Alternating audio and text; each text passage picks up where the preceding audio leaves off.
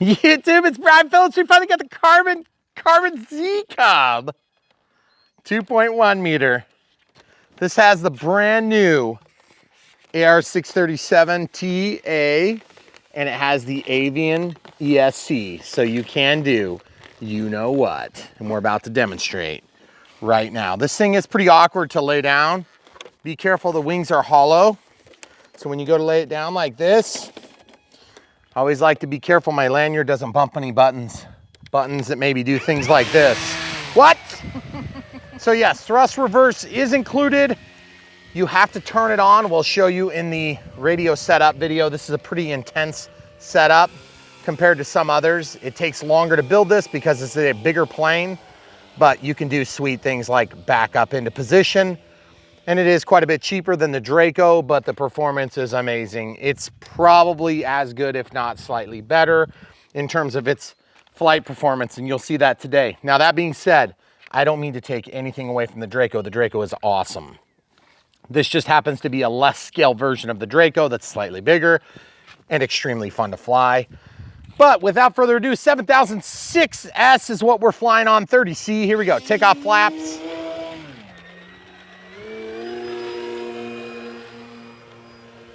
And it looks like with our takeoff flaps, we need a little bit different configuration for correction.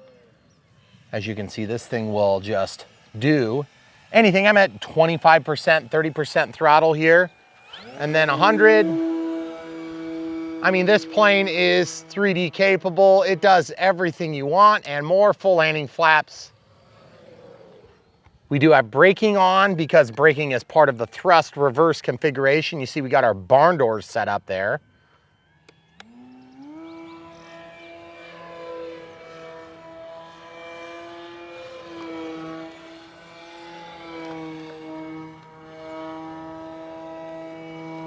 This thing just does anything you tell it to. It'll put itself in any configuration, and then if you get confused, safe.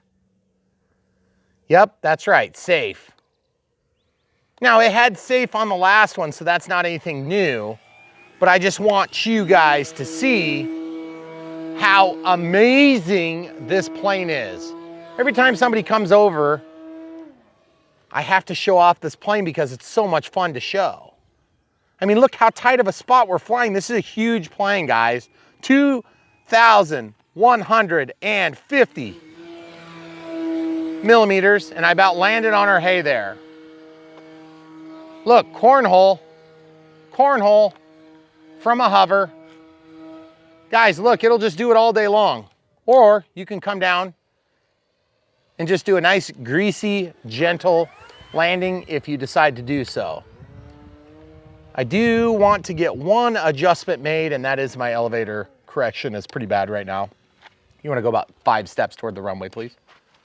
Quickly. Thank you. And in the bowl, we'll bring it back around.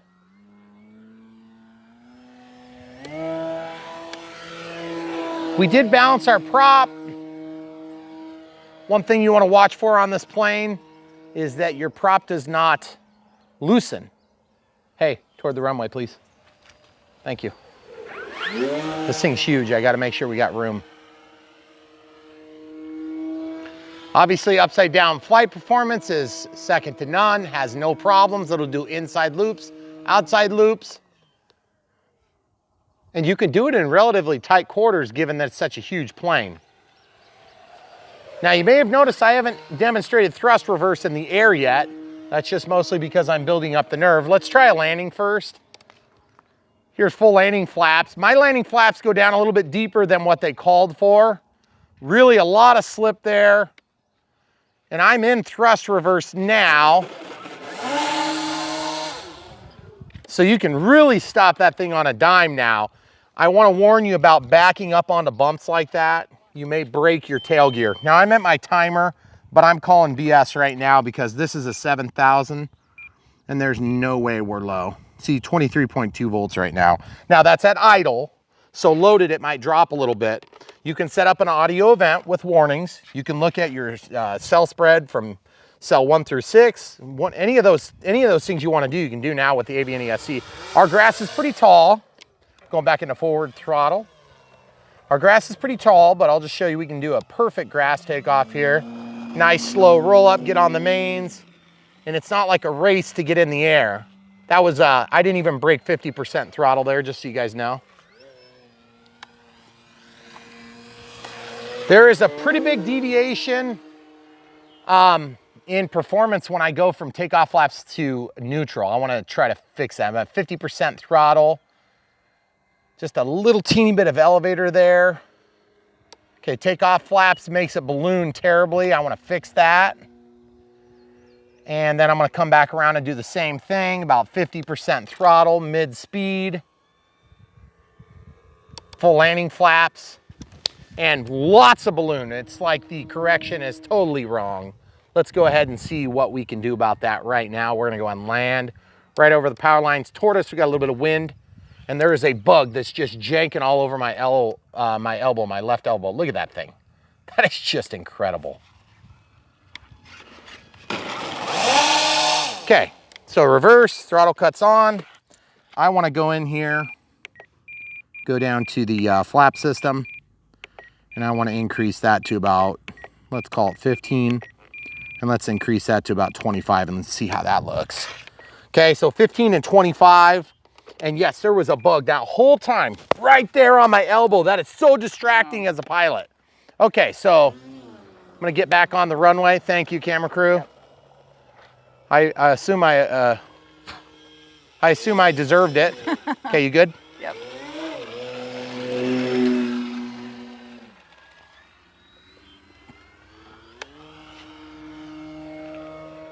Way better, but let's see how it looks in a straight level flight. 50% throttle, takeoff flaps. Landing flaps. Look at about climbs just level. You see that? That is just incredible. I need even more. I need another 5% or 6% on the landing flaps. That thing just barely creeping along. Definitely got a little yaw to correct for. That's surprising. I mean, that's not safe, guys. That's just crazy. The thing flies so dang good. Here's safe. Then you can really take your eyes off of it. I mean, you could totally set up a loiter. Okay, so out of the flaps, you'll notice it goes down a little bit, meaning that it points the nose down just a hair. Okay, we're in takeoff flaps right now. Full landing flaps. Look at those beautiful, beautiful spring-loaded gear. Guys, the one complaint that many of you have had with this Carbon Z Cub is that the big, not so squishy tires, they are more squishy than some, but they're just not quite enough. We're gonna put the Bro inflatable tires on there. We're not gonna do it right now. Obviously wanted to set this up, just kind of the stock configuration. Also, I wanna warn you, if you decide to put those decals on the leading edge of the wing to simulate the landing lights, don't. Yep. They're butt ugly, and they take off the paint when you peel them off. Luckily, we had a perfect orange match with the marker. Okay, so a little bit more adjustment. I shouldn't say that they're butt ugly, because that's not fair to butts. I'm sorry. You made me go out of focus. I'm sorry. Okay, so 18 and 32. Let's try that. Actually, I'm gonna just go 18 and 35. 35. Yeah, 18 and 35. Let's try this. Okay, out of the flaps altogether. No flaps for takeoff. Oh, I love flying like that. Right into the bull. Takeoff flaps. Oh yeah, I'm not feeling anything. Okay, so I'm gonna turn. I'm no flaps right now. 50% throttle, level flight, takeoff flaps, landing flaps. Still balloon, are you kidding me? All right, so here we're gonna do. It's a lot better now. Full landing flaps on the way downhill. Loving it, loving it. Okay, so here's what I'm gonna do. Careful. You're good where you are. You see all the animals came out. Okay, so throttle cut's on. We're doing a little bit more. I'm gonna do two things. One, I'm gonna go down to this 2 seconds and make it 3. Then I'm gonna go from 30, 35 to 38. We go 20, I don't know, 20 to 40. Okay, 20 and 40 is a ton, guys. I think partly because our flap configuration is a little bit different than the manual called out. All right, step forward a few just so we can do this. All right, we're just gonna show you some Stoll takeoff performance. I wanna let the tail wheel come up and then I wanna just jank it up in the air before we even hit the concrete. Okay, you wanna go back a step so they can see? Okay, here we go. Full throttle, full up elevator. Oh man, I bumped onto the runway. Guys, if you had that much power in a real super sport, it would be thrilling and amazing. It's already thrilling and amazing.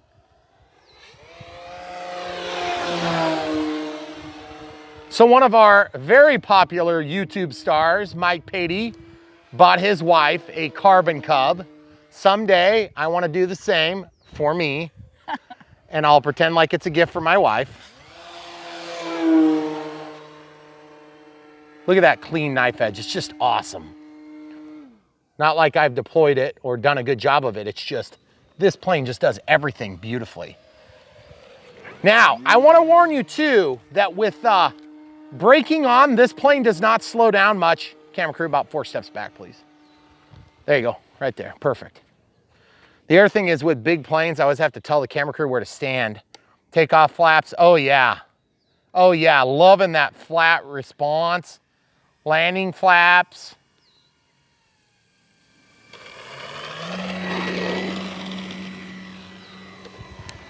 It's just so awesome to watch a slow plane that it's so capable and so big. I mean, look at this flat turn. I'm like almost into ground effect here.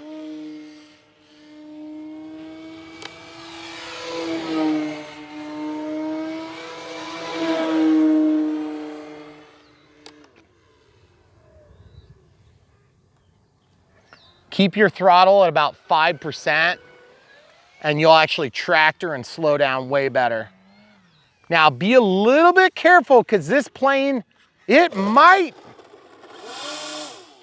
just nip you if you're not careful. Hey, let's check our power. You know what? I felt like the flap system, we might have just overshot just a hair on the flap system.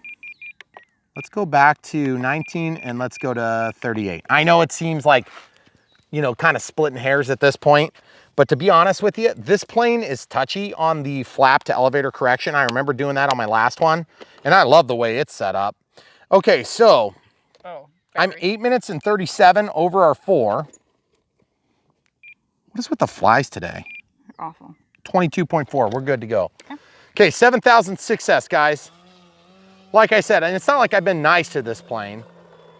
I've been very rough on it. Love the landing gear. Okay, I want to take off into the bowl. Are you good? You want to step back just a little bit there? Okay, I guess that's fine.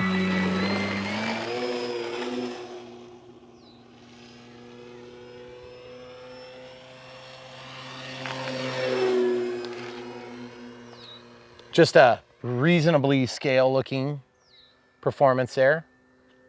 I always like to maintain line of sight when possible. It would look cooler to go below the tree line, but you're just asking for more potential for problems. Takeoff flaps and now landing flaps. Oh, it's so gorgeous. Look at that thing. Look at that thing. Oh, it's so beautiful. Just don't get hypnotized and accidentally run into yourself. I'm sure there's somebody that's done it because this plane is absolutely gorgeous.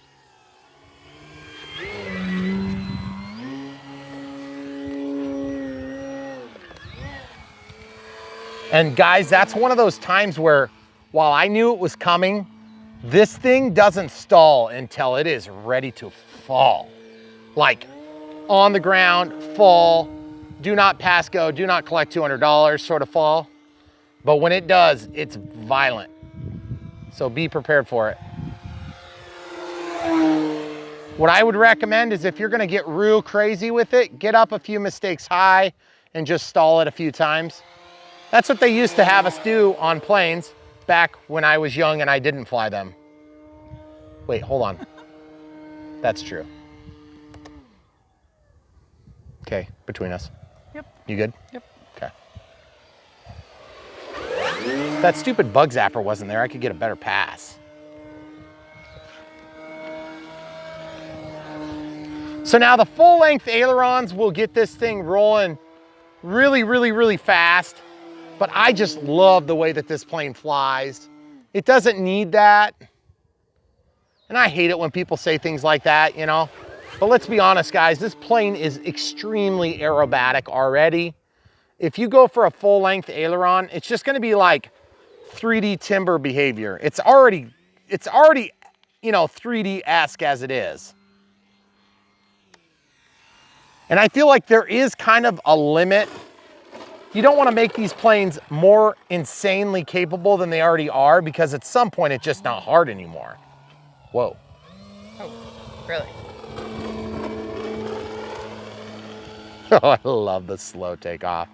Full landing flap takeoff there, folks. Oh, by the way, we're only, what, like 12 minutes over our time? Yeah, almost. We're 11 minutes, 52 past our 4. That's full throttle, by the way. That whole time. On the runway, or down the runway. So part of the reason that we're really beating the crap out of this battery today is just to show you when it does die, it goes all at once on these Gen 2 packs.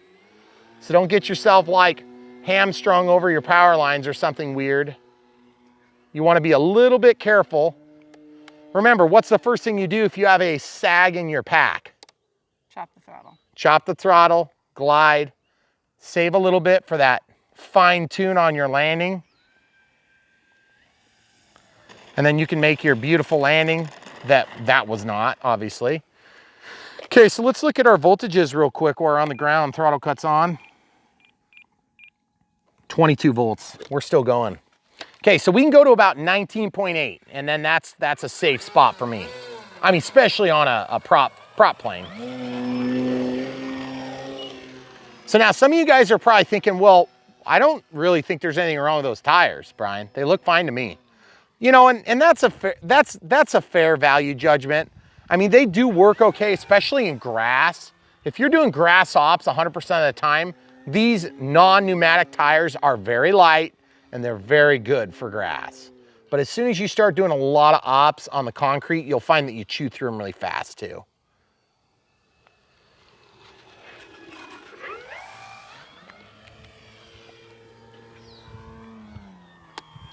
That's me not running out of power. Okay, I'm gonna get a couple mistakes high. We'll see. I think I might be running out of power here pretty quick. Still giving it up. Okay, I wanna show you guys a little bit of reverse thrust here.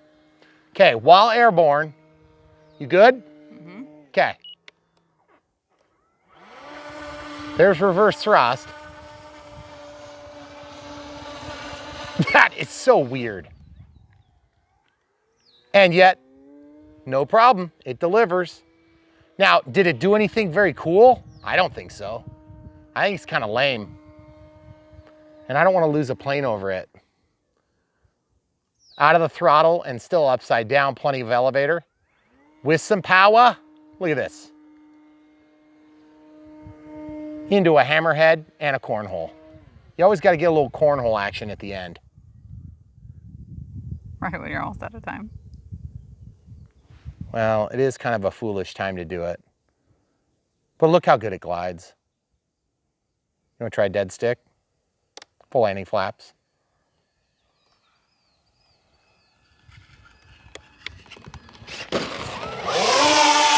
Well, that's not dead stick anymore. So, just to be clear, we are a total of 15 minutes over our 4 that was recommended in the manual. So I'm not sure who's making battery recommendations anymore for Horizon, but I think you'd be a little bit off on that.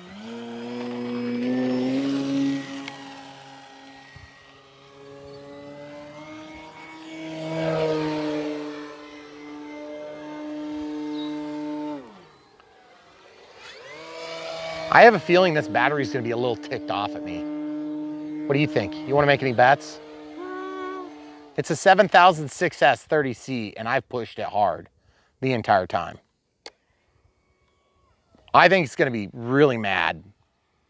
I might have puffed it a little bit. Okay, so we're 1554. So guys, this plane, it just keeps giving, okay? Do you notice what happened when I ran off the edge there? It kind of stopped rolling. That's why you want to be real careful because you can actually tangle that tail wheel in the weeds. I thought you were gonna check your battery. Silly me. Why would I do that? I have telemetry. I'm listening to the pitch of the motor. That's absolutely what I'm listening to. It's first and foremost right now. Slip.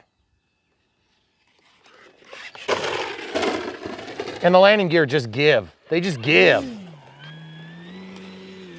So I can tell from the pitch when I'm losing a pack. I can tell when it's about to die. It's very obvious. Now it's harder for you when you're not holding the sticks, okay?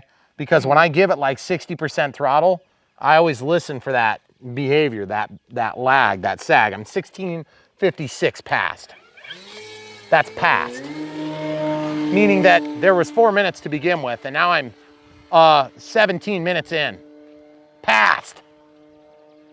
So 17 plus 4 would be 21 minutes of flight time.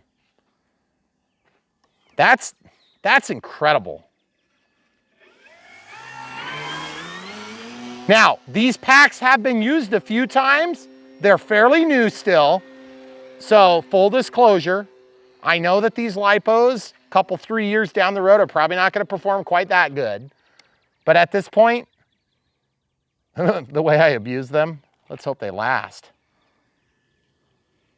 As in, the planes don't get crashed.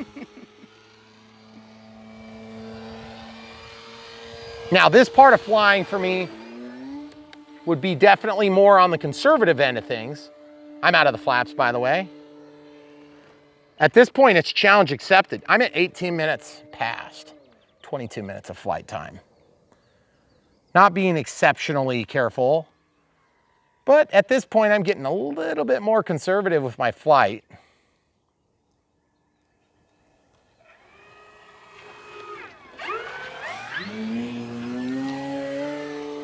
Just being real careful where I'm going. I always got an out.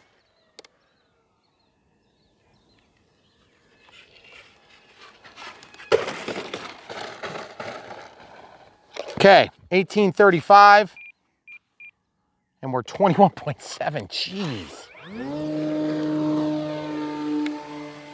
You can also set up telemetry warnings and you can have them announce status reports on a given interval.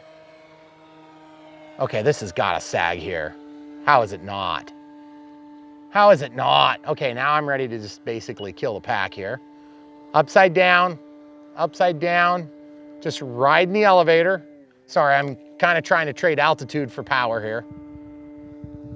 And yes, I would know the altitude if I cared. Oh wait, not on a TA. Are you kidding me? That is insane. I'm at 21.3 volts still, upside down in basically a climb here, okay? All right, I can't handle it anymore. I gotta do that thing. And save. That is so cool.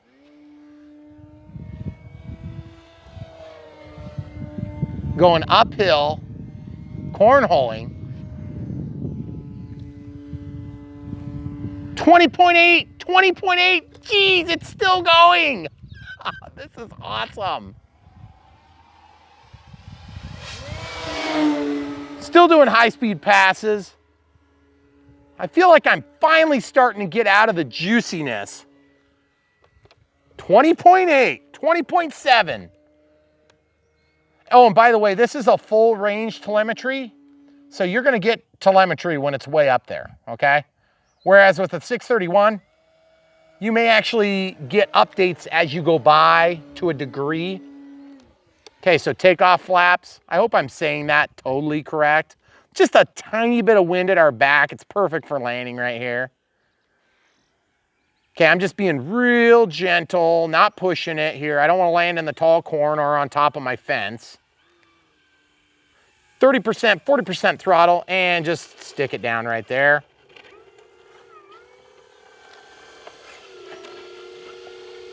Okay, so I'm at 20.5 volts still, okay? And what are we at? Should be about 24, 25. 21 minutes, so we're 25 minutes of flight time, okay?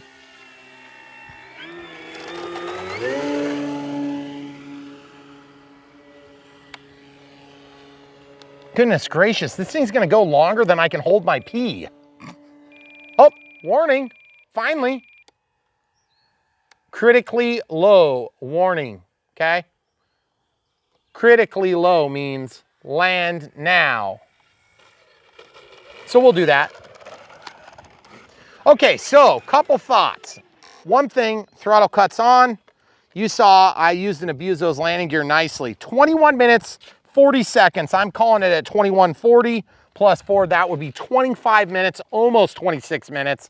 And if I would have gone until it actually sagged to where it was dropping, I think we would have got 26, no problem. So that is an incredible amount of flight time. My son that's watching us is bored now. He's gone inside and given up on RC flying by old age. No, that is amazing. I wish you could fly 25 minutes in a lot of other planes, and this plane, no exception, obviously. It is so much fun to fly the Carbon Z Cub. It's always a go-to plane. You're never gonna get that type of flight time on the Draco, even though the Draco is awesome and phenomenal and beautiful and great and better landing gear and lots of better things. It's still not the same as the Carbon Z experience. Also, this thing does take a little bit more effort to take apart. You have to undo screws here, 1, 2, 3, 4 screws. Then there's clips here and here. And if you don't need to collapse the wing flat, you can actually collapse it flat and those struts will lay down flat, but they make them a little bit longer. So that's 1, 2, 3, 4, 5, 6, 7, 8 clips and 4 screws on the top. The antennas are just decorative. They just pop right off, okay, just like that. The antennas are a carbon fiber rod too, so they're probably gonna be one of the first things to break off, I'm guessing. And when I say break off, they'll just like break off and you'll never find them because they'll be like on the power line or some crazy thing. This plane just has tons of power, does everything you want it to do. I am a little bit weirded out by the angle of my landing gear. I'm not sure if it's just the way it's sitting, so throttle cuts on and tested. The reverse thrust, it's a fun toy. Is it necessary? Not at all. It would be kind of cool. I just want to make sure we didn't break something. I don't think we did. The factory welds look fine. Everything is good there. Everything is good there. There's just kind of slop on the screws and hardware, but everything is still intact. I don't know if I like actually bent the steel on that side on one of those hops, but if I did, then I'll bend them back. I love this plane. It is one of my favorites. It's still one of my favorites. I'm a sucker for the look of the Cub. To be honest with you, the Wiggler is maybe not my favorite plane, but the Draco's awesome. So I love the way it looks. I love the scale performance, or the super scale performance of the Draco. And I love the way that Horizon copied Mike Patey's aircraft. It's so cool. However, I actually prefer the Carbon Cub in terms of side-by-side looks. Now that being said, this is a smaller plane in real life. It would actually be smaller by a long shot than the Draco. So still waiting for the Super Draco Z, whatever, $5,000 plane that Horizon comes out with next. That's actually scaled to the Carbon Z Cub. That'd be sweet. Love this plane. If you guys haven't had an opportunity to fly one, you gotta get one. It's just great. You gotta have it in your hangar. If you're getting into the hobby like we are, this plane is phenomenal. It does everything you want. Now, I know I went on and on about how great the Beaver was because it's a Beaver and everybody loves a Beaver. So anyway, the Beaver, we added a lot of weight to that Beaver when we put those big inflatable squishy wheels, okay? This thing is gonna get the same ordeal except a little bit more heavy actually because we're going to the 6-inch tires. These are 6-inch wheels on here. I think that low inflation 6-inch inflatable tires from Dubro are going to make a huge difference on the ground handling and some of those skips that you see. I don't know that it's going to prevent me from making mistakes like I do, but the thing is, I think it's going to do better on the pavement or if you're on asphalt. In the grass, I don't really think you need it, but we'll be showing that shortly. So guys, stay tuned for that. And we are going to do a side-by-side between that and of course the Beaver from FMS, which is a 2 meter. It's slightly smaller. And don't discount the extra 150 millimeters, because 150 millimeters, which, I mean, it doesn't seem like much, but you have to remember 150 millimeters is almost 0.2 meters, okay? That would be 10% bigger. So this is quite a bit bigger than the Beaver, even though the Beaver is big. I mean, I just don't want you guys to get the Beaver size mixed up. So anyway, that being said, and you'll notice we use 5.5-inch tires on the Beaver. This is gonna be 6-inch tires, just to give you an idea of the size comparison.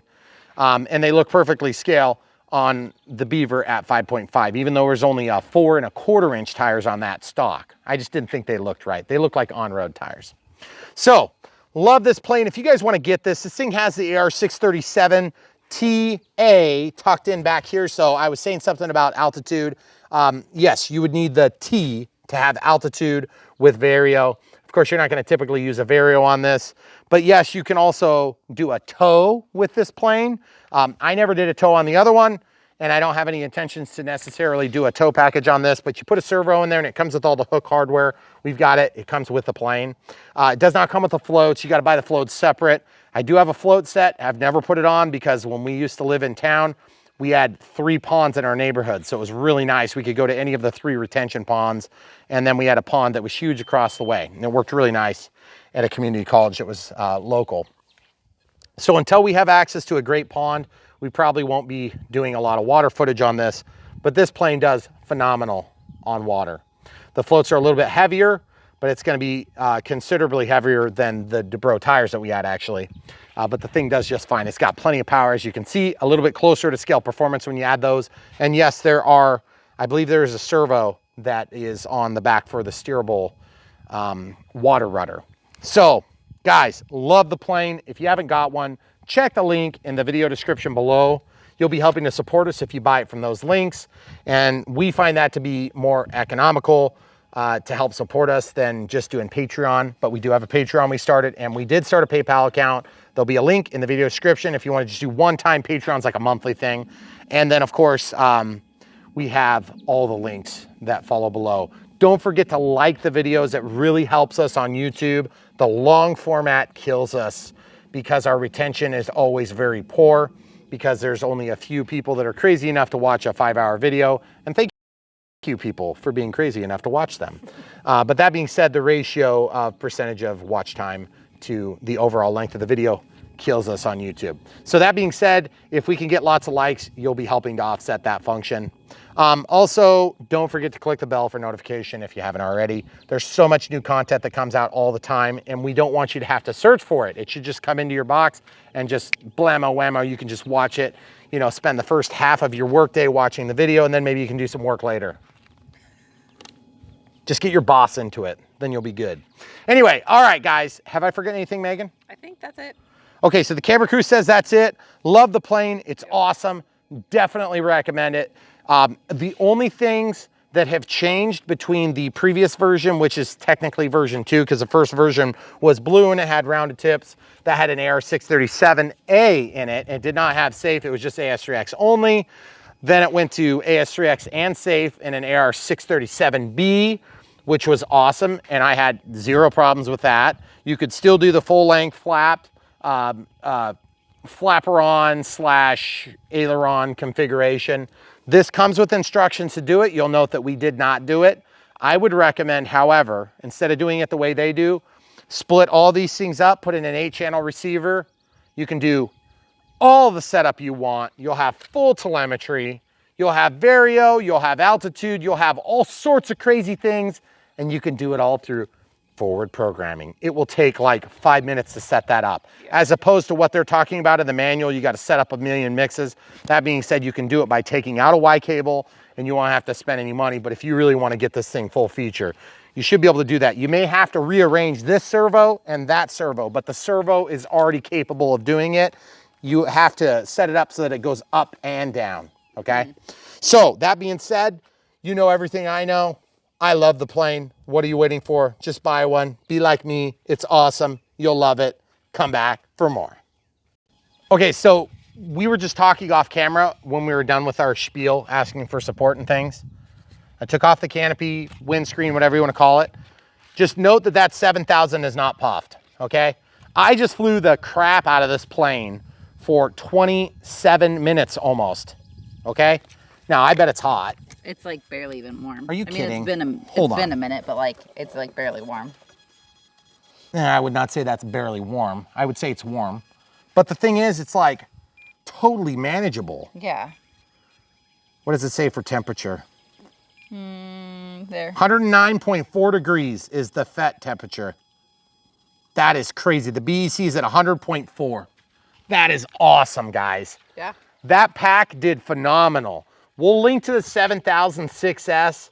The 7006S is phenomenal in the F-16 80mm, which we just added thrust reverse. The video is already published. You guys have already seen it probably a week ago, or maybe a little bit more, depending on how releases go. I don't know if you guys realize this, but when we film videos, we obviously film them and then we kind of give them some cook time so you guys have a chance to watch them. If we released everything when we first filmed it, it would be nuts. It's already bad as it is. So anyway, yes, the battery was awesome, and we didn't even talk about the battery tray, so we'll do that right now real briefly. There is no on-off switch. That was another change on this revision of the Carbon Cub. So I'm gonna pull the lead up and unplug the battery. Definitely set up throttle cut because you are right up in the props business, okay? And what you can do is lift this, then it slides forward and unlocks, and you can take the entire tray out. And look at that glorious beauty. It is so easy to set up the CG. By the way, we moved this from one position to the next. We didn't even notice the difference in CG, okay? So this plane is big enough that a 6S 7000 Gen 2 pack doesn't even phase it, okay? So you guys might think, why are you singing the praises for this? It sounds like you're just sales pitching it. Yes, I love this plane. It is awesome. It's one of my favorite planes. It was like on my short list. And one of the big reasons why we ended up with this piece of property, that was one of the things that my wife baited me with. She said, you can get that and the free wing F-14 if we move to the country. I still don't have a free wing F-14, by the way. You haven't asked? But I have gotten like 200 other planes. Yeah. So I kind of don't feel so bad. And by the way, motion doesn't work with us, so too bad for me, I guess. That being said, I want that still. And by the way, that's gonna use 2 of these. So anyway, at any rate, guys, we love being here for you. We hope you love watching back, and we know you do because we read the comments, 100% of them. It's a big part of what we do on this channel is trying to communicate with you. So definitely come back for more. Sorry we had to ask that twice, but I could not resist showing you just how well this pack did. Guys, if you did that with a Turnigy, it would have literally blown up and caught on fire in that time. And I'm not exaggerating. If you flew a Turnigy, I should almost have Hobby King send me one just so I can blow it up, okay? I don't want to kill my plane, but the thing is, if I put a 7,000 or like 2 3500 6S's, even if they were 60C, okay? I guarantee they both would have been so puffed in there that you would have been able to open the canopy, okay? And trust me, I was a big believer in the Turnigy when these smart packs first came out. So I've had very good luck with them. I've had a few that gave me some issues, but only a few out of the whole lot of them. And by the way, every time you have an issue with the LiPo, what's the first thing you do? Get rid of it. No, call Horizon. Oh. Yep, they'll make it right. Horizon is one of the few that does. So that being said, yeah, good luck with Turnigy on that. Yeah. Yeah, they have that little warranty sticker in there. You might as well just take it. Kind of like I do the prop saver. Just throw it straight in the garbage. We used to save them. What a waste of time. Worthless. Yep, unless you get in an argument with the tech support on the chat sessions. Yeah, that always works. Yeah, that works. That's super fun. Yeah, maybe after 3 days, you might get something out of them. So anyway, guys, we love Horizon. Horizon's been great to work with. We worked with them before we worked with them, and we still work with them today, and we love working with them because they make some of the best stuff that you can get. You know, we're not in a cave somewhere. We know that there's more expensive, more amazing things out there, but they're like, they don't work with us, and they're huge, giant companies. They don't care about us. So We like Horizon because they do work with us and we love their product. That's why you see more of it on this channel than you did before, because if we had more money before, we would have done more of it. So now they help us with that. So it helps a lot and we bring you more. So thank you, Horizon. All right, anything else we want to talk about? Stay tuned. We're going to do the unbox, build, and radio setup. If you have not set up a carbon Z-Cub yourself, there are a few pitfalls that you want to avoid. Yep. Namely, 2mm hex drive on the wheel collars. You're going to need a You're going to need a 2 1/8mm. It's a weird size. You'll get it. Just stay tuned. Watch the long video. YouTube, it's Brad Phillips. We've got another gigantic, super huge box. Ooh. We're gonna open this thing up. This plane is awesome. I already know it's awesome because I've had it before. And it is very good. I still have one. And it's gonna be amazing because we're gonna have 2 of them. Kind of hoping my son will fly the other one at some point, and we do have some big plans for it. So what we have here is an upside down carbon Z-Cub. Yes, yes, in fact we do. This box is huge, but it's a little bit thin. Was it that big last time? I think so. Oh. This plane is super awesome. It is 2,150mm wingspan.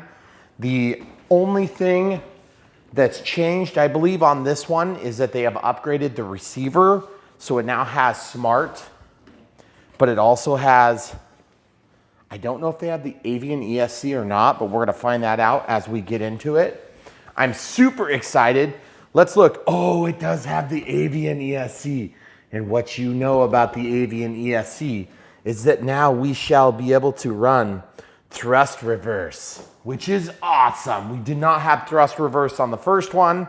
So now, well, or maybe we did and we just didn't know about it at the time. So very excited to see how this is gonna go. This does have the full smart telemetry and all that jazz. So let's just dig right in. Oh, by the way, this thing will fly on even bigger than 7,000, to be honest. 5,000, 7,000, and the battery tree makes it so easy. I always forget how big of a deal it is to be able to, oh, and then the floats are optional. So if you're gonna do floats, you have to buy those separate, which is a bit of a bummer, but at the same time, they're huge. So when you get a plane that's a float plane, it gets big. This plane is big anyway. And as soon as you add floats, the planes seem to take up about 1/3 more space because they're so much taller. Yes, you can't take them off. And yes, there are servos in the floats if I remember right.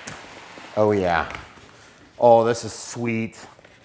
So the old carbon Z-Cub SS 2.1 was blue and white. And I wanted one so bad. Then they came out with the new version and I couldn't live without it. So of course we got that at that point. And so now this is, for me, this is gonna be the newest version. The build on this plane, so remember this box is huge. It's not even big enough to put the entire cowl and motor and stuff on. So you see this? It doesn't even have it in here yet. So, and then the tail is not installed either. So you have to actually put the rudder part on, which is crazy. This thing is gigantic. It also flies amazing, by the way. If I haven't mentioned it, now obviously we haven't flown this one yet at this point in history, but you've already seen the flight by the time you're seeing the video, because we always publish the flight first. And I love the artwork on this box actually, not that that really makes a difference. They call this a skill level 2 in the bind and fly. We're gonna start out with complaints. Who folds manuals? Seriously, look at this. Why would you fold a manual? Anybody. If you're listening from China or wherever they did this box, please stop doing that. It's really annoying. Huge, huge, welded, strong landing gear. Really strong. Love the way these things go together. Super sturdy, super flexible. This is obviously a STOL plane, short takeoff or landing. Okay, so we have the manual here. I don't know if that's like one of those registration things on top of it. Yeah, that looks like what it is. So we'll just throw that there. Big tires. They have a little bit of give to them, but just not anything fantastic. We'll probably be replacing these at some point shortly, but for now, these are very light, so that's nice. We're gonna probably throw on some Debro tires at some point. There's some fuel. I think that's supposed to be a simulated fuel. I don't know if it's a light or a fuel thing. Some of the landing gear, nut sacks, bolt sacks, springs for the landing gear, spinner. By the way, check your nut on the prop shaft after you've flown this thing a couple of times. On my first one, I had it back off on me, so you'll want to be aware of it because this thing will hammerhead and be completely dependent on that thing. I landed without incident, by the way. They did damage my cowl though, and Horizon sent me a new one. So it was very nice of them. But anyway, that's been like 2 years ago. That's like right after. I love the wings on this plane because they are extremely light but strong and beautiful. You do have to put on your own strip of vortex generators. I always found that to be a bit of a pain. Look how stiff this wing is. This is hollow, okay? You see the cores? There's a huge spar all the way through it, but then you can see it's built up almost like a balsa wood plane. And so it makes for an extremely light, very low wing loading aircraft, which is just awesome. So just kind of getting this stuff out of the way. We've got some decals here. It says E-flite, Carbon, Cub, SS, Safe, Spectrum, just the usual ones. So we'll have those for later. I'm probably going to be flying this on 7,000 or 5,000, probably a little bit of both. The plane is just, it's got huge presence in the sky. I know we just are on the heels of doing the 2-meter Beaver from FMS. Really good plane, by the way. And then we put on some inflatable pneumatic tires as well on that one. We're going to do a head-to-head when we're all said and done, but we are going to give this thing a fair shake, just a standard Unbox build, radio setup, Maidens, all that stuff, the stuff we would normally do. And then we're going to put them side by side, and then we're going to throw up both of them up against the Draco, just to kind of point out some of the differences. These are all relatively expensive planes, no matter how you slice it, but very good value for the size class, I think. And there's a wing spar I'm getting untaped here. Look at this thing. It's really pretty, but they didn't buff it. It's very strong, very strong. Look. I could break it if I tried. It's still about half the size of the Draco. I know every once in a while I hear in the comments, you know, like the Draco's too expensive or this or that. I love the Draco. I think it's awesome. So now, is it an everyday flyer? I don't know. It depends on how big your flying area is. But this plane is great.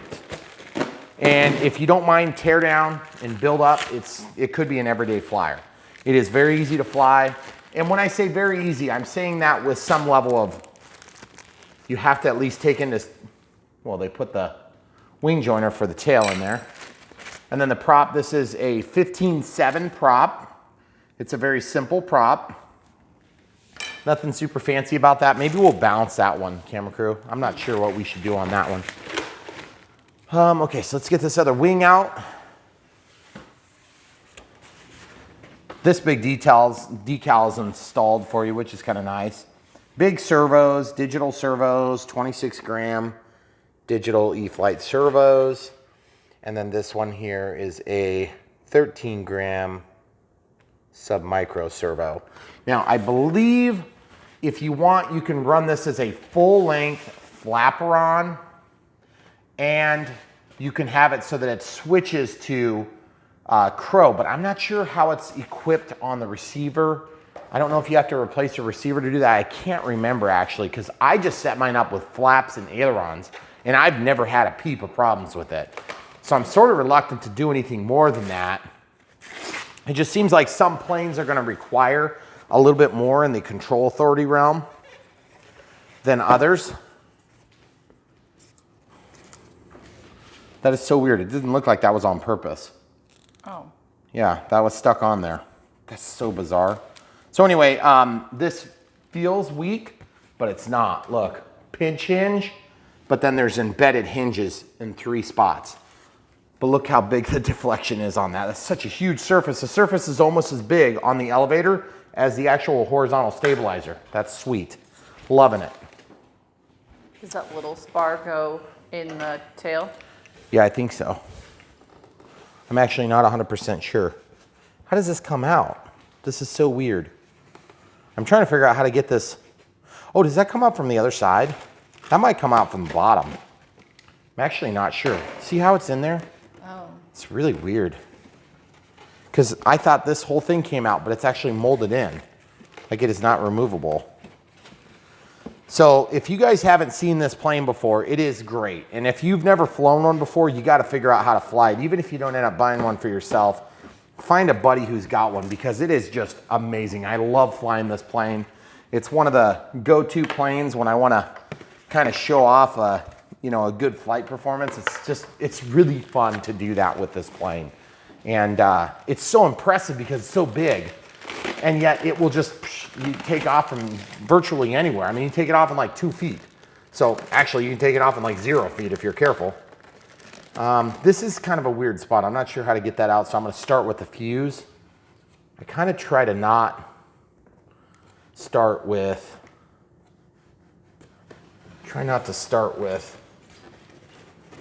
ugh. Oh man, that's slipping. There we go. Oh, I got tape here, that's why. I try not to start with the fuse like this because it seems like I always run into problems when I do that. Man, there's a lot of packaging in here. Okay, so here we go. Well, that sucks. Look, I got damage right there.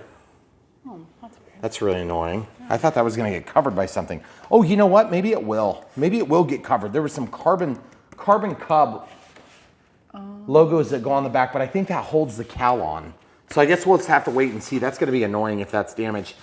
The landing gear mounts are huge on this. That's the entire bottom of the fuse. And then of course this is for your floats here and here. And I think maybe even here too. But it's just really well done. And then of course this is the battery tray I was talking about. There's a lever, and then it comes forward, and you can actually move that forward and backward, and then this thing slides in. So it just works really, really nicely. And just to give you an idea, this is a 7000 G2 6S pack. And here, we'll just slip it in there like this. It fits with no problems. These are the mid-grade straps. It'd be kind of nice to see a little bit thicker strap in there. But these ones are the thicker style. They're just the kind of the thicker this way, but thinner this way. But you just don't have as much problems with these ones because you could take the whole thing out of the plane. See how huge that is? And it just goes right in. And there's tons more room. So if you wanted to like double up 5000s, you could probably get away with it. I've never run into a CG issue on this plane either. So you'll just want to, I mean, I'm still going to mark it like normal. I'm still going to test it like normal. But then this cover is really nice. There's a release hatch here. See that? See how that releases? Okay. So then this, and it does come equipped with an IC5 connector, and it's got one of those warnings about not cutting your hand off, and I'm just pulling on the cable. Okay, so that's a short lead. I'm not real thrilled about that. That is actually really short. There's also no more power switch here, okay? There used to be a power switch here, so that, I don't know if that's necessarily a great thing or not, because you kind of are exposed on this plane when you hook up that battery. So if there were a time to have the warning, this would be the plane to do it on. But I'm gonna go ahead and whoops, oh man, what's happening? Oh my goodness, it fell off. So anyway, I'll just leave that off of there for no, because it's just in the way otherwise. And then they do give a bind cable that comes to the front, okay? Now that's really handy, but at the same time, we have the push button bind, and they do, when you undo that screw, you can pull this up and then the receiver is back here, I believe. Nope, that's just a vent hole. So, top loading battery. The other thing too, I've heard that this paint chips off really bad. I haven't personally had that problem on mine, But if you do have that problem, just take gray paint or gray tape and then tape both sides when you first get it, and that will hold that paint there. So that's good. All right, what else do we have in the box?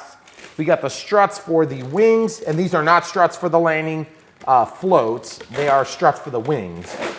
So when and if you choose to get the floats, then you'll have a difference. Well, that's different than the way they sent them the first time. They're in shorter chunks. They were kind of a pain the first time, if I remember right. Oh, those vortex generators? Mm-hmm. So this kit, this is part of the reason why it takes a long time to build the plane the first time, but then it's toolless removal of the wing at that point. Okay, so this is, I don't know if this is technically called Gen 3, but it is the third generation. It's the third one. Mm-hmm. So I guess that'd be a Gen 3. Now this motor is held in here with a zip tie, so I'm gonna cut it like that. Probably would have been better to do it with a zip tie or with a side cutter. This is a BL50, huge motor, 525 kV. Here's your part number. Just giant motor, really solid. 3 huge leads, and then of course they're gonna go in here. And when you get to the point where you're done putting this together, if you have it going the wrong direction, you can change that in the avian receiver now too. Or not the avian receiver, but the avian ESC, the electronic speed controller. So that's really nice. Previously, you would have had to leave the cowl loose so that you could get to it. I'm just kind of picking up all the foam and double checking I don't lose or miss any small bags. Okay, so we have the cowl here, which is nice. 2 screws pass through to actually mount it, which is really nice. And then there's also some tape that goes along here that's a decal. That is going to be exposed. That's a bummer. Maybe we can get creative and cover it up with a decal otherwise. And then the portion of the rudder that we have to install. CA hinges. So you do have to have some CA for this. I recommend thin CA, but you can do medium CA. Okay, so that's everything. So we're gonna pause, get things laid out, and then come right back. All right, guys, so we have all the pieces laid out, and we're basically ready to put this plane together. But before we can do that, I'd like to fix this little blemish that happened in the box.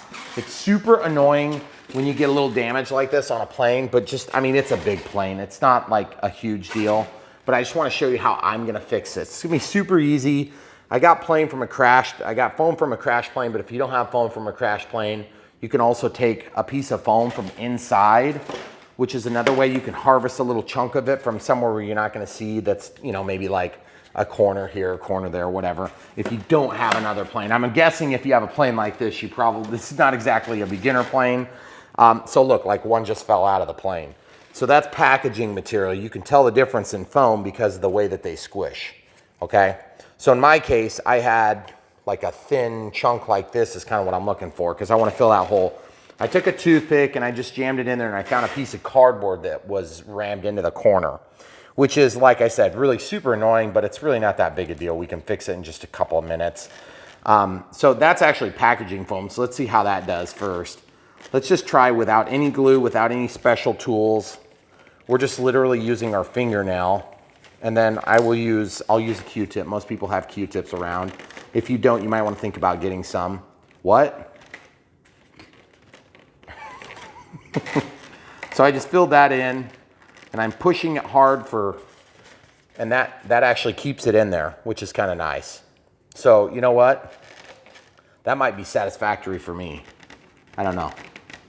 So I'm just pushing it in. Then I'm going to take another piece of foam and just kind of push it in until the hole is full, satisfactorily full. Just got to get it out, ram it in the hole. And there's a little bit of stuff from my Q-tip. And then basically when you get down to the end, then you won't be able to force any more in. And then you know it's not going to like have a leak or anything like that. And one of the thoughts I had was that we have a bunch of these labels and I might end up just putting the label across the top, which is nice. But if you're looking to glue it and make it really soft or really look sharp, You can use CA because this stuff should be fine with CA, but this is China glue, which is the same as foam to foam or mucilage. And so this happens to be out of a Dyna model that we have used, but if you guys buy foam to foam is another product. The reason I use the old stuff first is because this stuff does dry out, okay? So foam to foam is something that you can buy. We have links to it in our links below, and then mucilage is the alternative. I actually like the way that mucilage is a little bit more sticky. This stuff runs like crazy, but it tacks up exactly the same way. It's just that mucilage is like pre-dried out for you. So anyway, it's super cheap too. This stuff is not real bad. I think maybe like 10 bucks or 12 bucks, but you'll use the bottle for a really long time. It does eventually dry out even with it capped off, but this does a lot better than the mucilage in terms of drying out. But that's why I use the China glue, because it does the same stuff. So you put it onto the surface, it's a contact adhesive.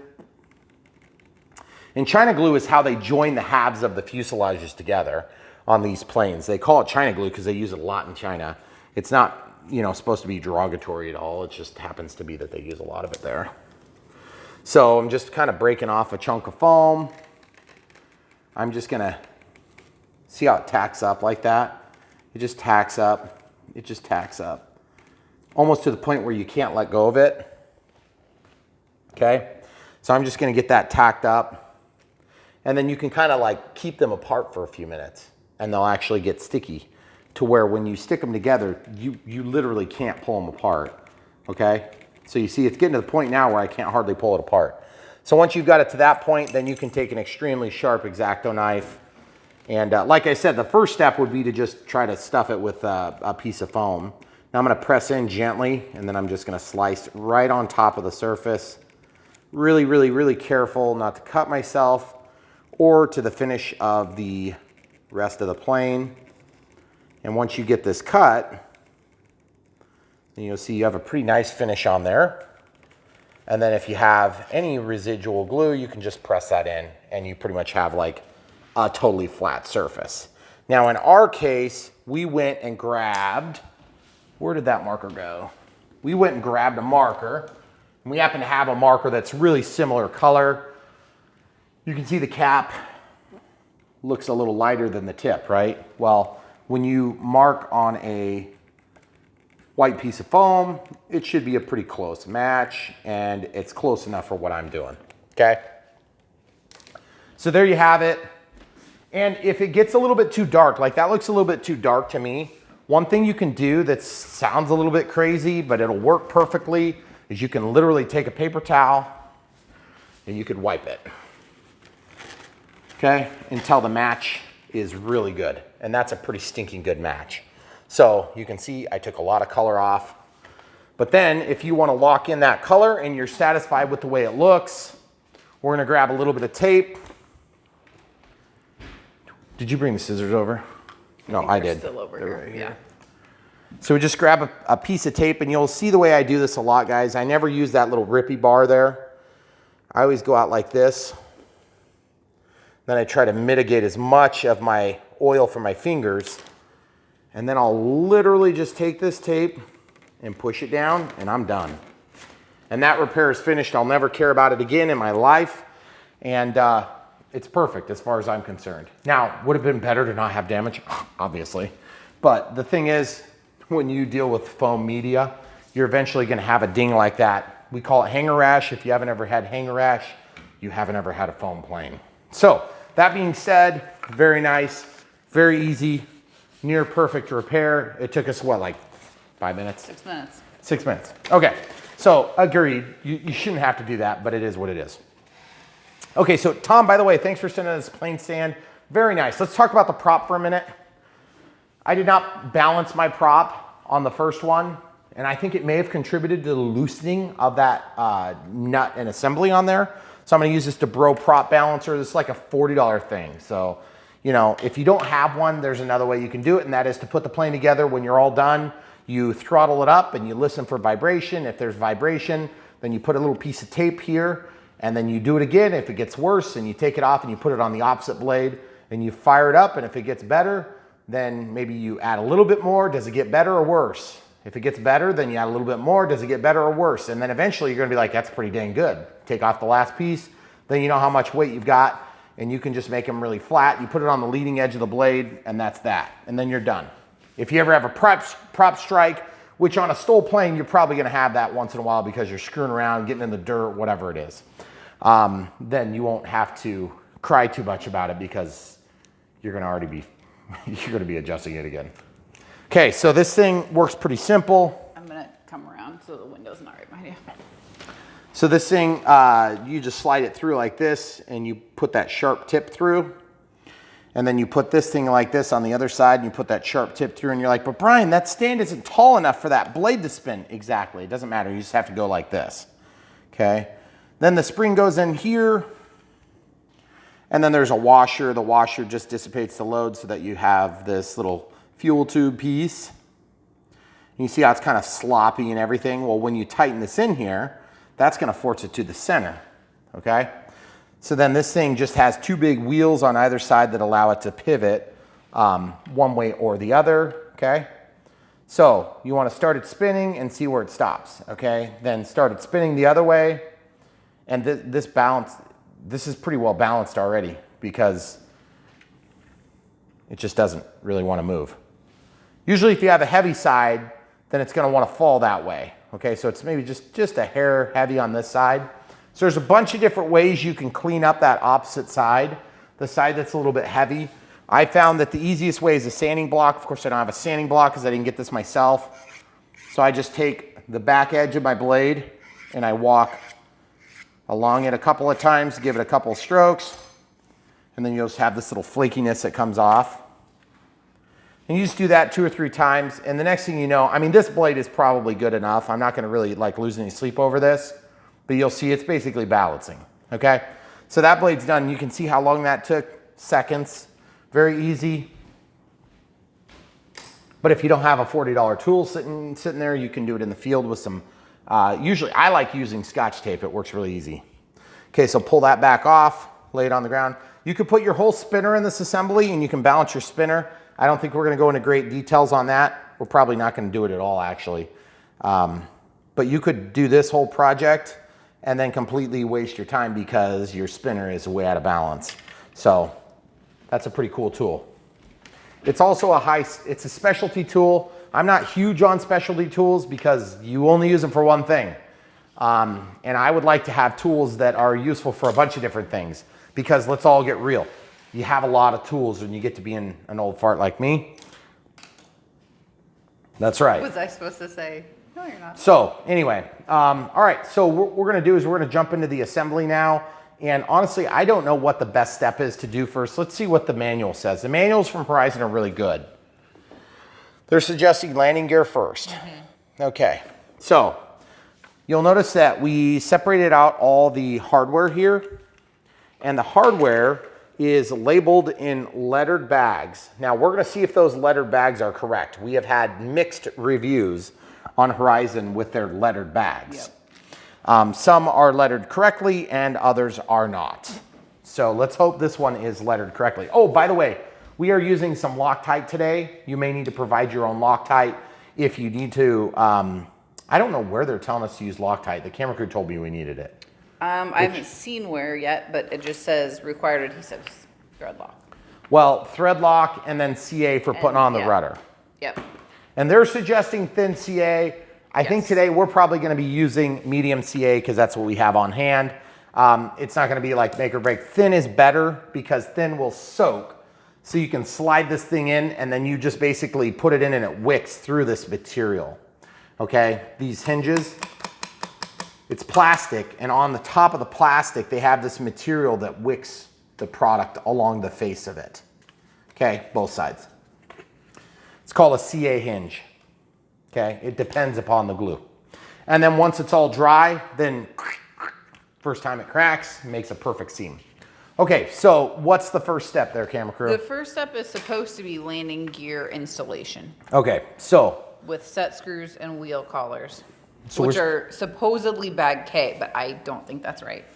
So bag K is here. That is not bag K. I think it's A. Bag A? So it sounds kind of like K. Set screws and wheel collars? Those look like collars to me. Yeah, so that'd be right. Everything else I actually think is correct? Sorry, I didn't mean to steal that away from you. Okay, so we need to have the mechanical part like this. And we need a wheel collar. So this is a wheel collar. So they're saying thread lock. Oh, thread lock goes here. Okay, so it goes into those set screws. Okay, so you put one on and then you put your set on. It's very tempting to just go ahead and put my custom wheels on here right now, but I'm not going to do that because I'm going to show you how this works before we do any mods. This is not a Phillips tip. This is probably a 2 millimeter, 2 millimeter drive. Okay. Then we need some, this is just blue Loctite. You could use whatever type you want. And we have this from earlier, so we'll use that again. Remember, those springs are under there. Okay. So normally I'd apply it to the bolt, but in this case I'm going to apply it to the hole, which is a little bit sloppy. But I'm going to apply it to both surfaces actually. If you really want super, super good Loctite, you'll put it on there and then let it dry, which is crazy. Nobody ever does that. Before you put them together? Yeah. Oh. I usually do it when it's wet. Oh man, that doesn't feel like it's... That's got a lot of slop on it. Are you sure that's 2? That's what the directions say. It says 2? It says 2. Yeah, it feels like maybe it's not actually 2. Or maybe it's 3. 2 by 3. I don't know. I don't think that's a 2. It's bigger, or it's like an in-between size. Yeah, I remember having this problem on the first one. Because look, we go from 2 to 1.3 up to 1.5, and then 2.5. 2.5 is too big. This is a standard size, I think. Okay, so we're gonna pause. We'll get an Allen wrench set and come right back. Okay, so this looks like 5/64 to me. But then that's sloppy too. What the heck? That is so weird. We're gonna go up to the next size, which is, this is the crappiest set in the history of time. 3/32, which is gonna be too big, I can already tell. Well, what the heck? Can you send me that metric set? So we thought they were probably metric. And so we tried metric. See, this is 2.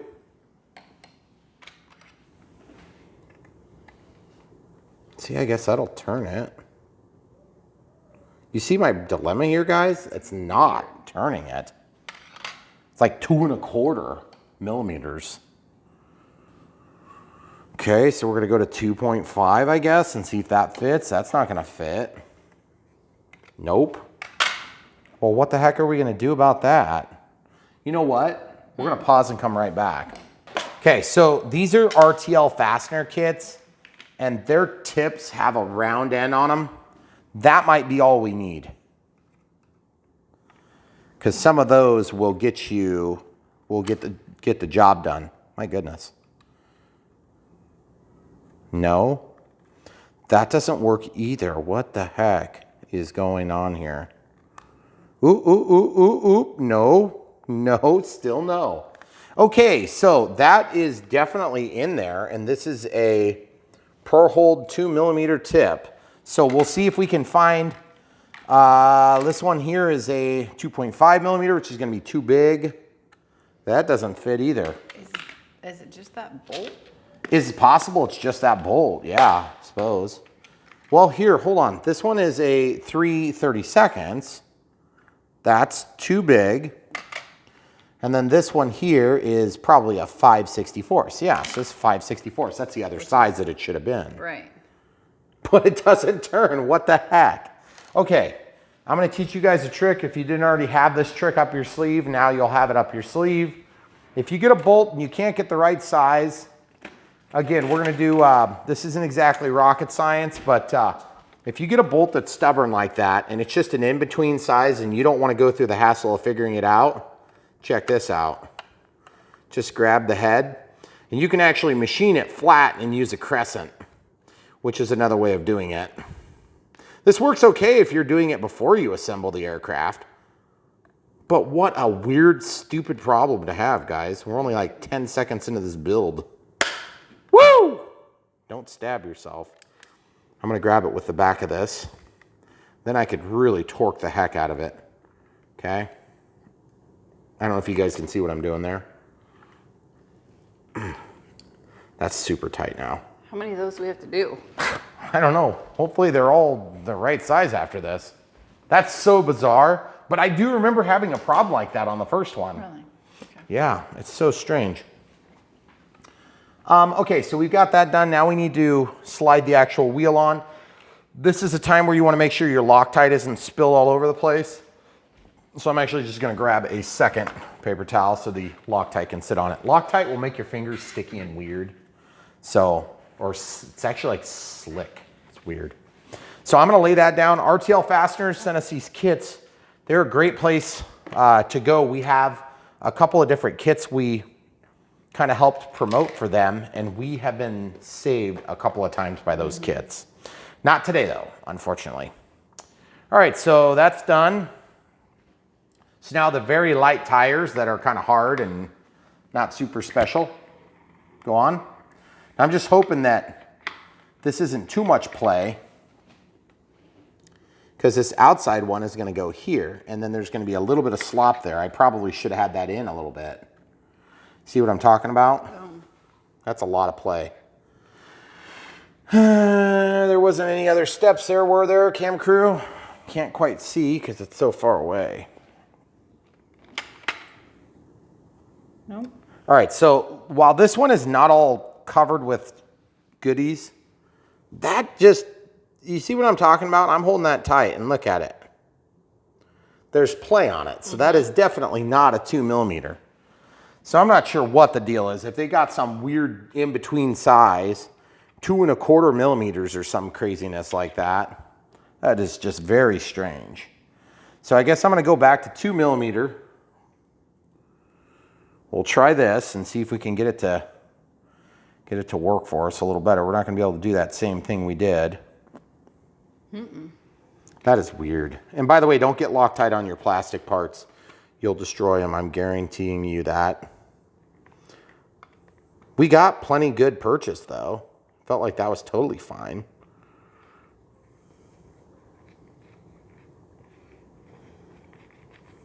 Okay.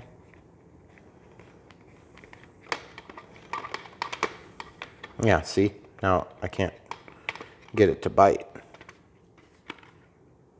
See? There's a flat there I'm trying to hit. There it goes. There it goes. Come on now. Ooh, I'm making it.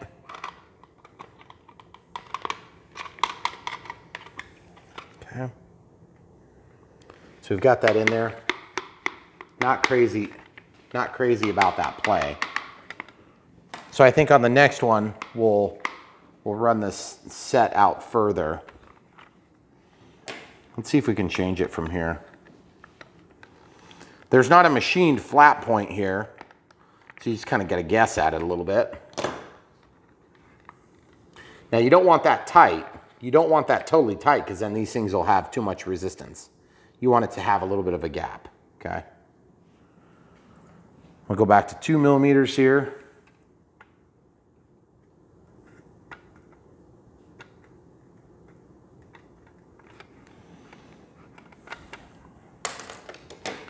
All right, then I'm gonna just tighten this like grabbing with the tip and then rotate. Grab with the tip and rotate. Grab with the tip and rotate. Okay, so now I just have a little, very minimal amount of play there, but nice smooth operation. Okay, cool, so the next step is, of course, to slide these through. How about we build both sides and we'll come right back, because that was a pain. Okay, so we finally got those both sides on. We gave them just a little bit of play and we tried to get them about even, okay? So these go into the sockets here, and there's a hole that's on either leg. And then you're supposed to use what ours were in the B bag. Okay. B and C. Yeah, B and C. And they suggest that the bolt goes from the front back. I don't know if it really makes the difference.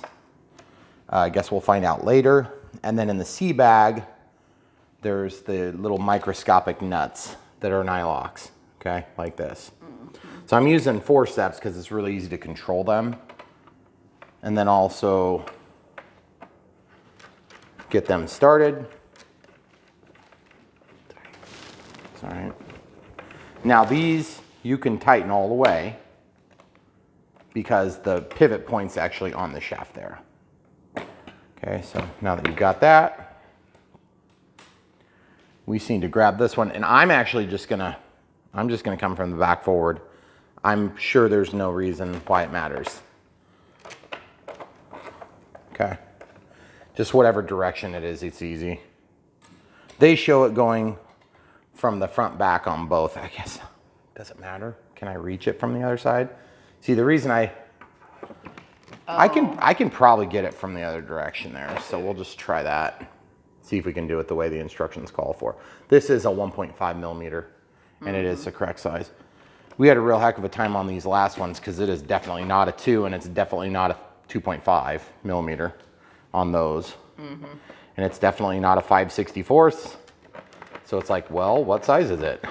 And actually the instructions say that those are a 2, but they're not a 2, but they're definitely a 1.5. So that can be tight though. Okay, so then that's gonna allow this to pivot like this. Okay. And then you basically have to replicate that on the other side. And you wanna have this little, the wheels out of course, which should be pretty obvious. But these are also used for the next step too. So you can kind of dump most of them out. So I'm gonna go from the front back again, but I find it to work easiest if you can grab the nylock and have it ready. And these bent tip forceps work really nice for stuff like this. It just gets you into the weird spots where you wouldn't otherwise be able to reach. Okay, I remember this step being a real pain on the first one. I think we had a hard time because we didn't have drivers. And then Tom sent us the drivers ultimately at some point. And Tom also sent us a stand. So thank you, Tom. Your investment has been paying dividends for us for many, many moons. It's a lot of planes since we did this. Yeah. This was like midway through my DX18. So we're up to like 45 planes on the NX8. But that's also the NX6 too, because we copied the NX6 into the 8. But this was one of, or the first plane you bought when we moved here. It was the original. One of the, no, we had the EC1500. We did the Twin Otter. We did the Viper Jet here, but we had before this. I think so. Huh. Yeah, we did a few planes. It was on the short list when we reasonably quick after we got here. We also did like the Phoenix 2.6 meter. There's a variety of planes that kind of came in the middle there. Okay, so that's good. So those things splay out, which is what we want. Now we have to put this assembly together. And basically we have to put one more mounting bolt here to hold the springs together. So if you want to slide over there. Oh, we did try on the 2 millimeters. We tried folding over aluminum foil. We tried folding tape over. We tried a bunch of things to just make the head of the screwdriver thick enough to bite, and we just couldn't get it to bite. So ultimately we ended up using pliers to hold the head of it, which is definitely not the way it should have to be, and it's kind of disappointing, but I mean, we got it done, so just a pain. Okay, now I believe these are heavier duty than they were on the last plane. Okay, so there's a shepherd's hook on both ends. So this goes to one of these hook points. And then this drops down there, okay? So I recommend just putting these in first because there's really no reason why you can't do that first. So just feed your screw through, and you don't need to worry about getting to these holes unless you're doing floats. And if you're doing floats, you're not doing these. So they won't block your access. Okay, so bent tip, same scenario. Just clip that in. Come at it from an angle here and get her started. And they're nylocks, so you know they're not gonna hopefully back off on their own, even with some pretty good amount of vibration under normal flight situations. So in this, and I am not 100% sure if that's got a front or a back. We're gonna find out in about 10 seconds here. You can see how nice it is to have these 4 steps because you can clamp onto the nut and you've got this big thing to hold instead of that dinky tiny nut.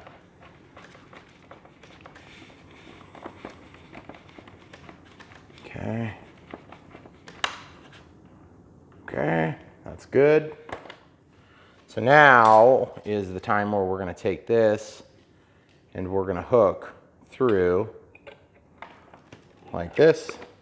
We'll let it rotate down, and then we have to get it into there. And I'm wondering if I can also use the 4 steps for this step. There's no real like super easy way to do this that I recall. You just kind of got to do it.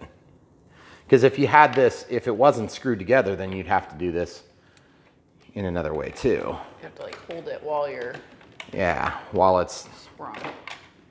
Yeah, I'm just not sure. Maybe it would be easier to just pull this and hook it. Because the way that, you see how you have to hook it from way over at this weird angle?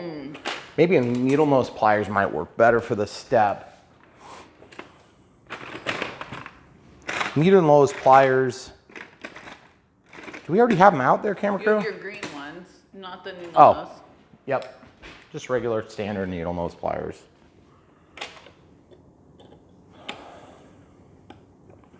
So now I can kind of hold on to that right like this. You know what? I want to get both of them on there and just make sure I'm not missing a detail, because I don't think I am. Excuse me. There. Okay, so we got both of those ready to go together. I think this does swivel. No, that's just a spring. Okay, so I'm not sure. That seems like a different design than what I remember on the last one. All right, so I guess I'm gonna have to stand corrected for a second. We're gonna try this. We're gonna try loosening it and see if that gives us easier access to get this all together as one assembly. My guess is it's probably gonna be a huge pain no matter which direction we do it. Because we're gonna have to pull the springs either direction, right? Yeah. Don't you think? I can get this one then. Maybe then we can release the other one and do the opposite. I'm sorry, I gotta kind of put my hands where they work here for this step. Okay, so I got that real close. Okay, got that one in. So then I think I could put that back together. Then I can maybe do the other side and just kind of one step at a time. It's getting there. I remember there was quite a few steps on that first one that were a pain, and it seems like this one's a little bit more refined. It's weird. Maybe it's just because I've done it once, but it's weird how you wouldn't think you'd forget these steps, but you do. You really do. And I think with practice, you know, everybody gets a little bit better with building these planes, but it doesn't seem like a practice thing here. This is just kind of like a one-off thing. See, since that's all one big piece, there's no real easy way to hold on to it. Yeah, I think I'm gonna have to loosen it on this side too. Dang, sorry folks. Okay, so we'll loosen this, get that clamped on. See, I just can't imagine this doing anything but being a real pain to get this down then. Could be wrong. Wouldn't be the first time.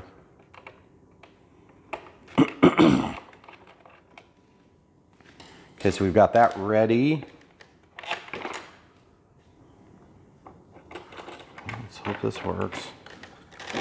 Yeah, see, it's still awkward. It's not like it's easy to reach. And this is where somebody's going to make sure that they point out that I did something wrong in the instructions.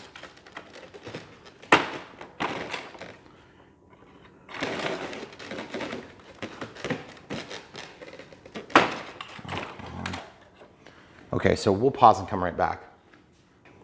Okay, so now that we got that hooked, it was just basically a struggle, and The words that I was using we're not supposed to have on our channel, so I had to pause it for a minute there so I could elaborate to the camera crew about how fun that was.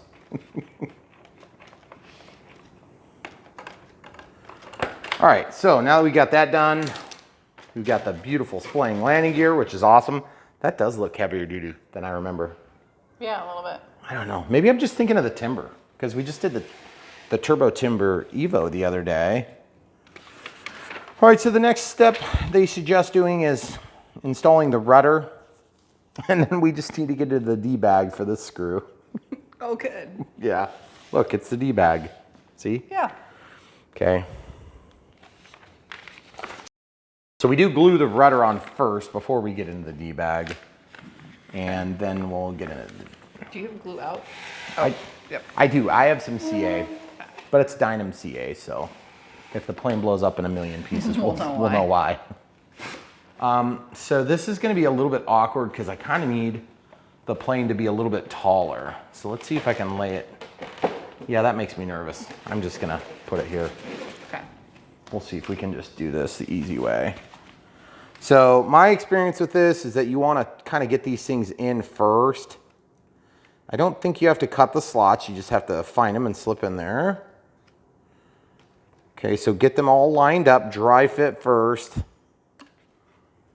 This is one of those steps where you want to actually read the directions and understand what you're doing because it can become pretty challenging if you glue in your rudder before you get everything right. Okay. So, all right, so I think we're good there. Then I'm just looking for this gap here. There's a gap on the top of the rudder. You want to make sure when this gets tucked in there tight, you're going to be good. And then also, you want to make sure that you'll be able to get alignment here. Okay. So do we have that D-bag ready? I'm going to put these nuts back into the nutsack C. Nutsack C. And then there's a bolt sack B. And I'm going to put these back over there. Okay. That's D? Yeah. That doesn't look right. That doesn't look right at all. 2.5 by 10 millimeters? Yeah, it's possible, I suppose. I suppose I need to double check this though. Now this is just dry fit, so we're gonna have to glue it at some point here. But for now, I'm just dry fitting. I'm not ready for that yet. Okay. Yeah, that actually does look like it's the right one. Okay, I'm gonna get the calipers out because I still have a little bit of doubt. So 2.5 by 10. Mm-hmm.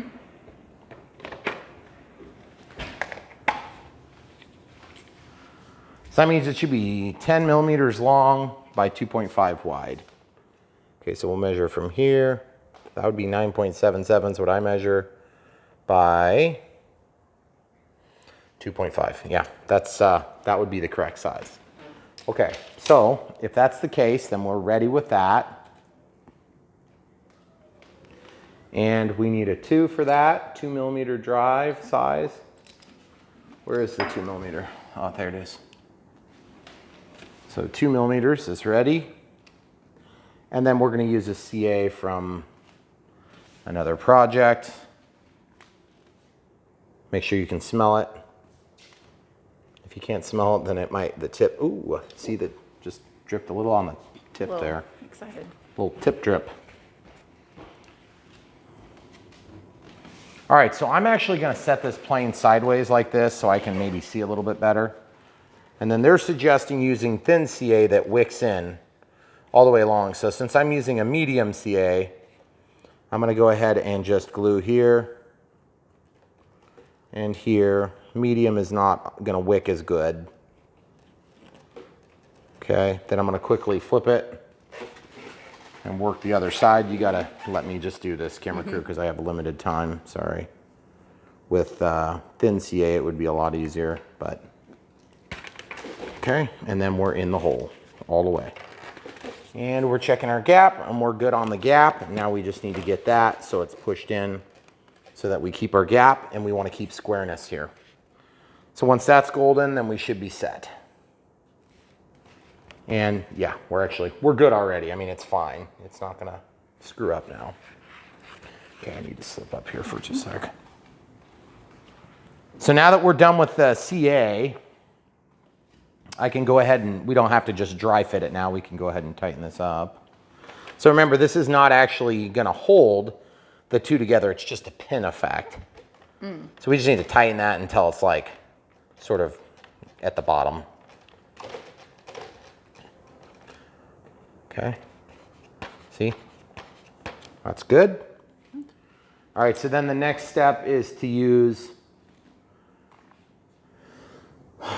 out of D, no, we need out of the E bag, we need, and then out of the C bag. So the C bag, I just put these back in, and then the D, And then what is E. Why do they call it D and then have it in the E bag? That's so confusing. That's F. Because it's out part of the E D. bag. Yeah, I don't know why they do Oh, that. come on. Somebody needs to like look over these instructions. They're kind of ridiculous. Okay, so they're suggesting going to the middle hole for the rudder. And then what do they say for the elevator? Do they say go to the middle hole, okay? So I can't remember if I just went all the way to the to the inside hole on these, because that'll give you like crazy 3D performance.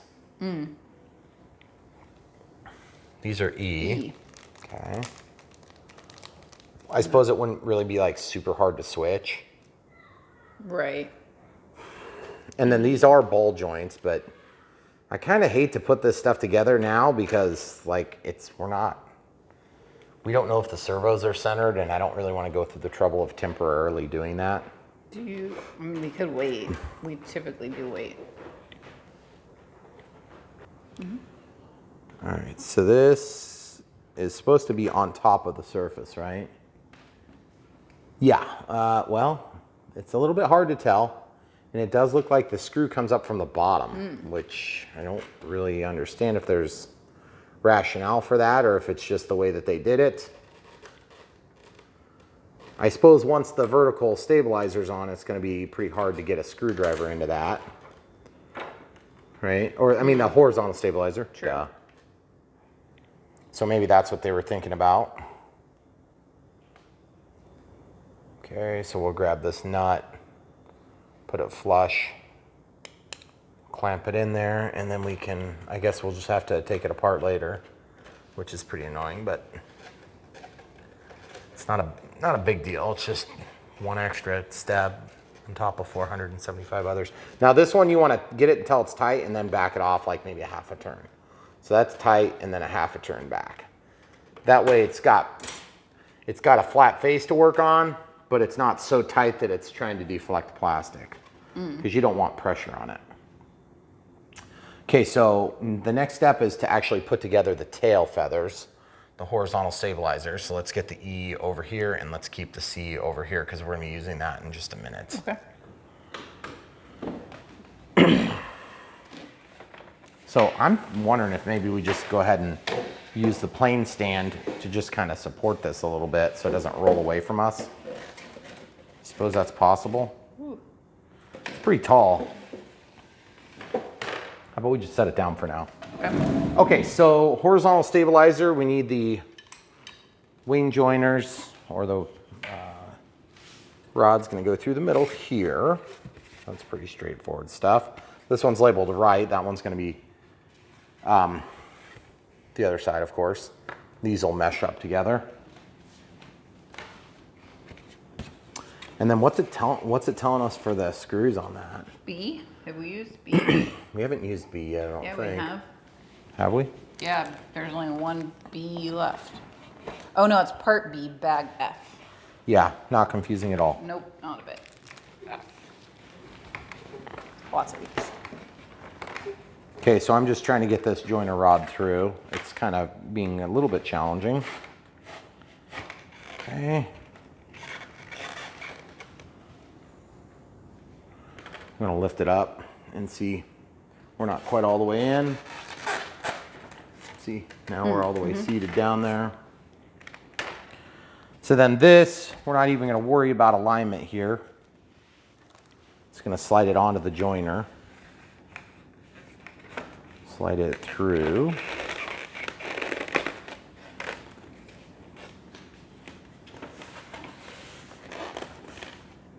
Okay, so we've got that good. Now this is eventually going to be where we need it, but right now it's just kind of in the way. So now we need, do we have the F bag? Yep. So these are the F screws.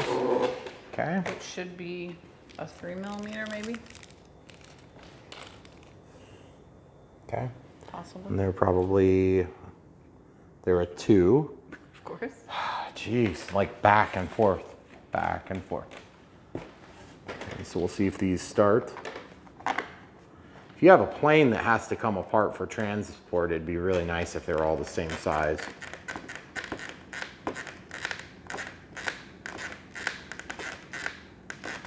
Okay. And there's 4 of these. Oh, you know what we didn't do?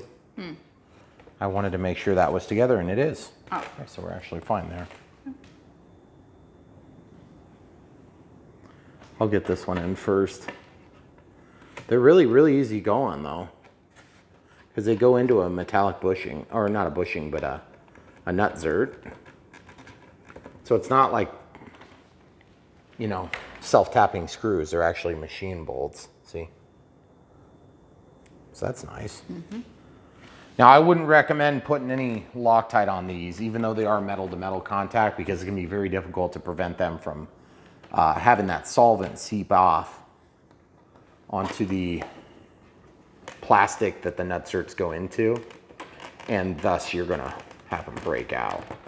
If you intend to leave these permanently and you want to do some sort of a Loctite, just use like a little bit of CA or paint.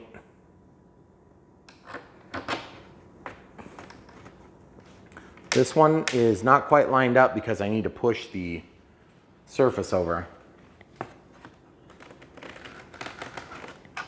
I think I got it now, possibly. Yep, it's going now. That was pretty simple. All right, so now we need to do...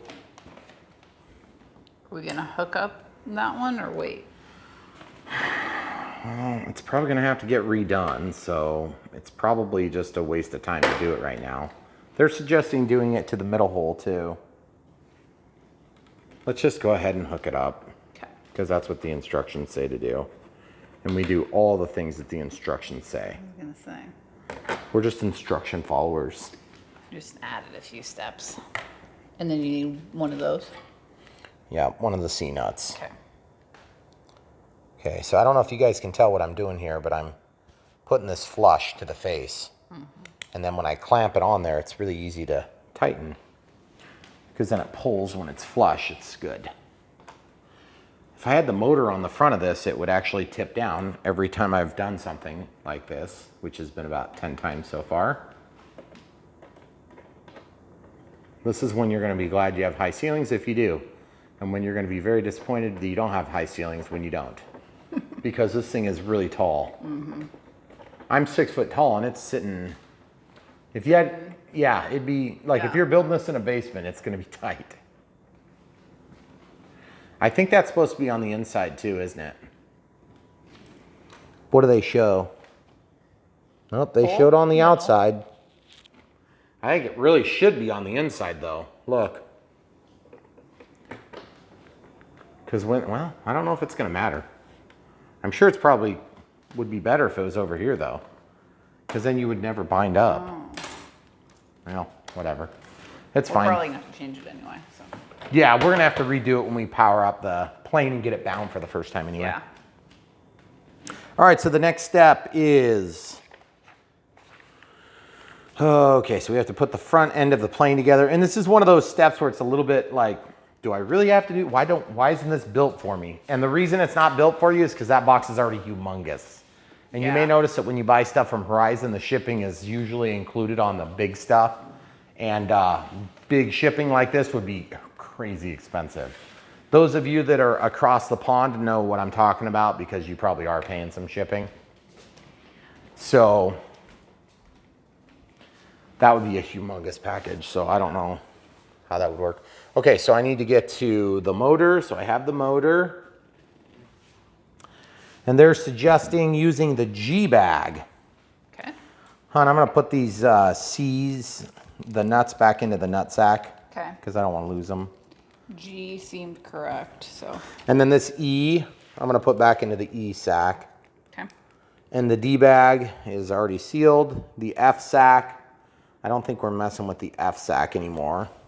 That's a lot of extras. Maybe those are for the wing too. Yeah, I think there's some on where all the, looks like the F bag gets called out right here in this step. Okay.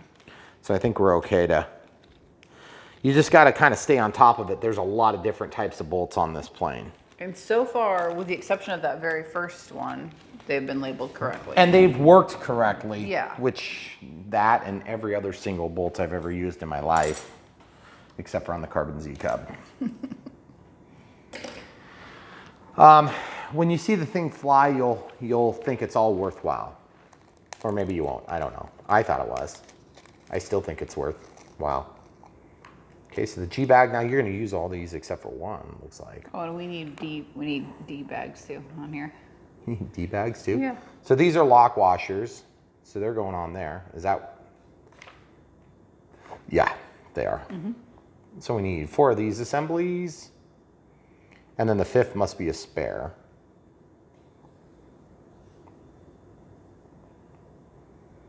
I love it when I see assemblies that are actually correct.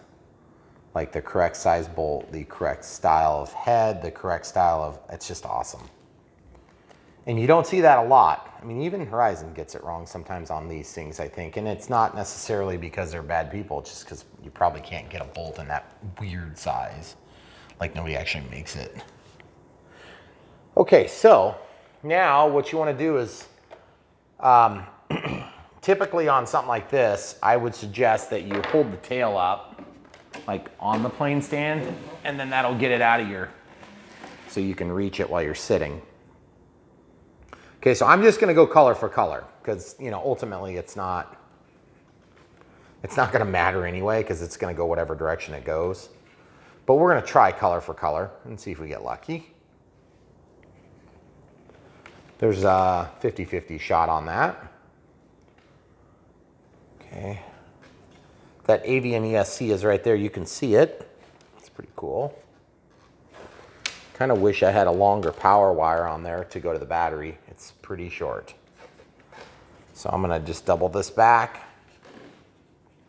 So these are the types of steps that you love to hate because it's nice to know that you've got it right, but at the same time, it's like, I don't want to have to do it myself. I'd rather it be done at the factory on a bind and fly. Okay, so we got a nice loop there. Try not to block all the air that's otherwise going to go to your ESC. This is going to be really awkward. Mm-hmm. 2 millimeter? Nope, 2.5. Can you help me with that, please? Just push it on the end if you don't mind. Okay. This is where the magnets of the motor always come into play. Okay, so once you get it started, then I'd highly recommend get all 4 straight. Then you can kind of fiddle with your wires before everything is set in place. Make sure your wires come out the bottom. Just make it as tidy as you can. Now just be careful, these self-tappers, you see, and I've done this, I think I've done it wrong already. Because yeah, that motor mount, not 100% sure yet, but I think I might. Sorry, camera crew. Oh, there we go. We're okay. Some of these motor bases actually have what looks like an X, but it's not actually an X. It's like not quite an X, and then some have different lengths. It's weird. I don't know why they do that, but there's certain planes that are like that.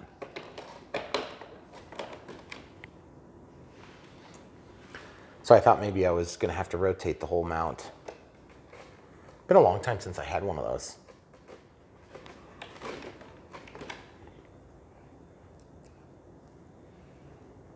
So 4 screws.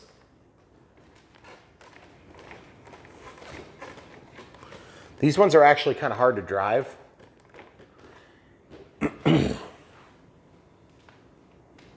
I think I'm gonna have to get a crescent wrench or something to help me along on this. You want me to go grab one? Yeah, while I keep starting them, do you wanna pause and grab that for me? Yep. So we have a sizable wrench here. Now there's places where you can hang on to this tool here. But if you don't have that, a lot of times you can go to the shaft and then you can help get a little assistance. But in my case, it's gonna run into where the motor is, so I have to come back here.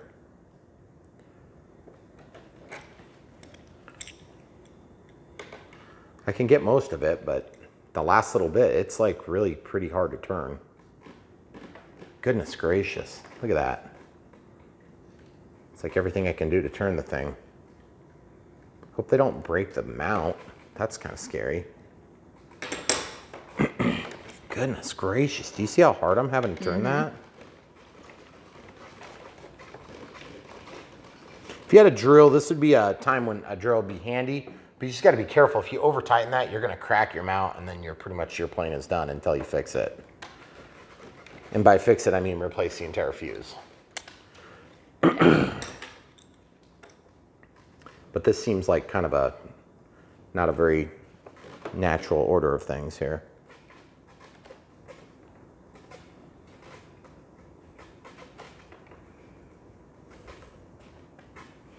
It's funny, I think we'll probably get this done before Dave Boss.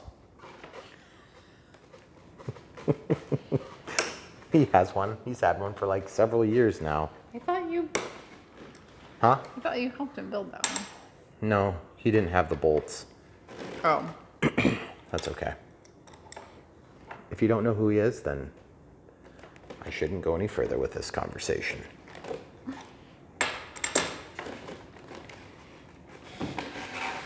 This airplane does have a pesky elevator. So I wonder what Ian would think of that. Come on, who needs an elevator? Yeah, who needs it? Properly adjusted sailplane doesn't need an elevator. Just launch it. Hope for the best. Find a thermal, quick.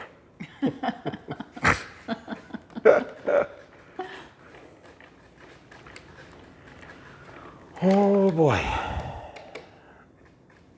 There's a lot of hardware in this plane. There is. There it goes, that's tight.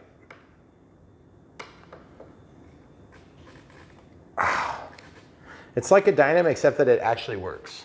Yes. And at the end, it's awesome. Yes. Well, that's not true. The one thing that doesn't work on this is those stupid wheel keepers. Those are, they're some weird middle size. Like 2.125 millimeters. Yeah, but all the holes lined up so far. Yeah, that's true. And the sacks were actually labeled correctly. They did label the nut sacks. That's good. Okay, so, although look at all the tools we've had to use so far. It's crazy. Okay, so the next step, of course, is going to be to put on the collet and the prop and stuff like that. But we have to, well, yeah, we have to start by assembling half of the prop. Then when the spinner goes on, we have to have the collet, or we have to have the cowl installed. Oh. So we got the cowl here. Oh shoot, we never did cap off the Loctite earlier. I don't think we're gonna need that again, but if we do, we're gonna need some more parts for this.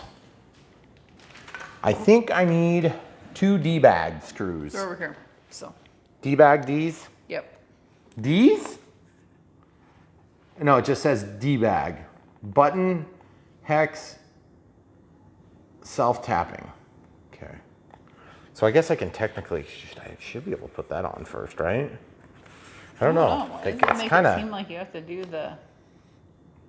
well, it doesn't really, I don't know. They just exploded out differently. It seems to me like maybe they want, whatever. I'm just gonna put this on because that's what needs to happen. Because I know that should be able to be accessible. Okay, so that calls out the 2 D screws. It's actually the D-bag screws. You need 2 of those. 2 D-bags. Double. Double Ds. We got double D's and nut sacks here. Goodness gracious, what is going on? Double D's and nut sacks.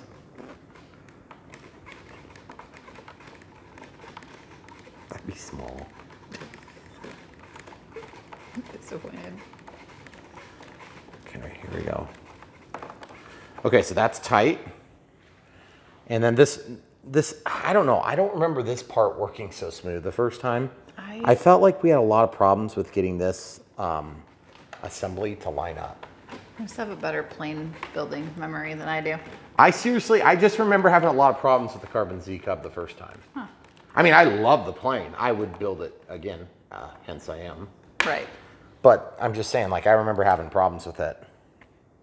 Okay. In fact, I kind of remember it being a pain. I feel like they've changed some of this stuff. It's just a little more labor intensive than we've been used to. I mean, like the last plane that we built that was like 7 screws. They were all exactly the same size, lined up perfect, and it took 10 minutes. Mm-hmm. And then we tried the entry. That one. Or the one. Or the one before it. We crashed on the ground. Pilot errors abounding lately. It's all right. Happens to the best of us. I need the prop, but I need the spinner back first. Okay, so it goes like this. Back. This nut goes on the end. Feel my nuts, like how light they are. Is that crazy? Oh. That's insane. I always get a kick out of that. Okay. So this has texture up against the texture. Okay, so that sits way back there. Good orange match. Mm-hmm. Okay, then the prop goes this way. Okay, make sure that it's seated each step along the way, because as you could see, it's keyed. So if you get on top of one of those ribs, it'll actually not work properly. Probably vibrate like crazy. All right, then the nut. It always seems to me like there should be something to jam it, but it always seems to, except for when it doesn't. It always seems to stay, except for when it doesn't. And then you need an H. Let's make sure that spins and we don't have anything bound up. Before we do any more, let's make sure this sits where it should. Yeah, that's gonna sit where it does, but we have to tighten this. This is what loosened on my first one, allowing it to come off. In flight, that was fun. Mm-hmm. Landed, no incident. That was on Father's Day. I was showing it to your dad. Yeah. Not this Father's. Yeah, it was like 2 years ago. Last year? Maybe it was 2 years ago, because it would have been when we had just moved. Within recent history. Mm-hmm. Okay, so I have that nice and tight like a toiga. Okay, really good fit. All right, what are we going for now? H. H. Hold the prop on, supposedly. Bag H, part N. Come on, man.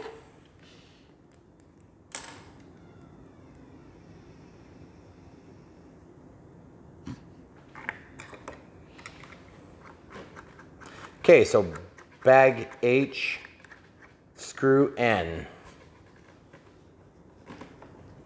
Okay.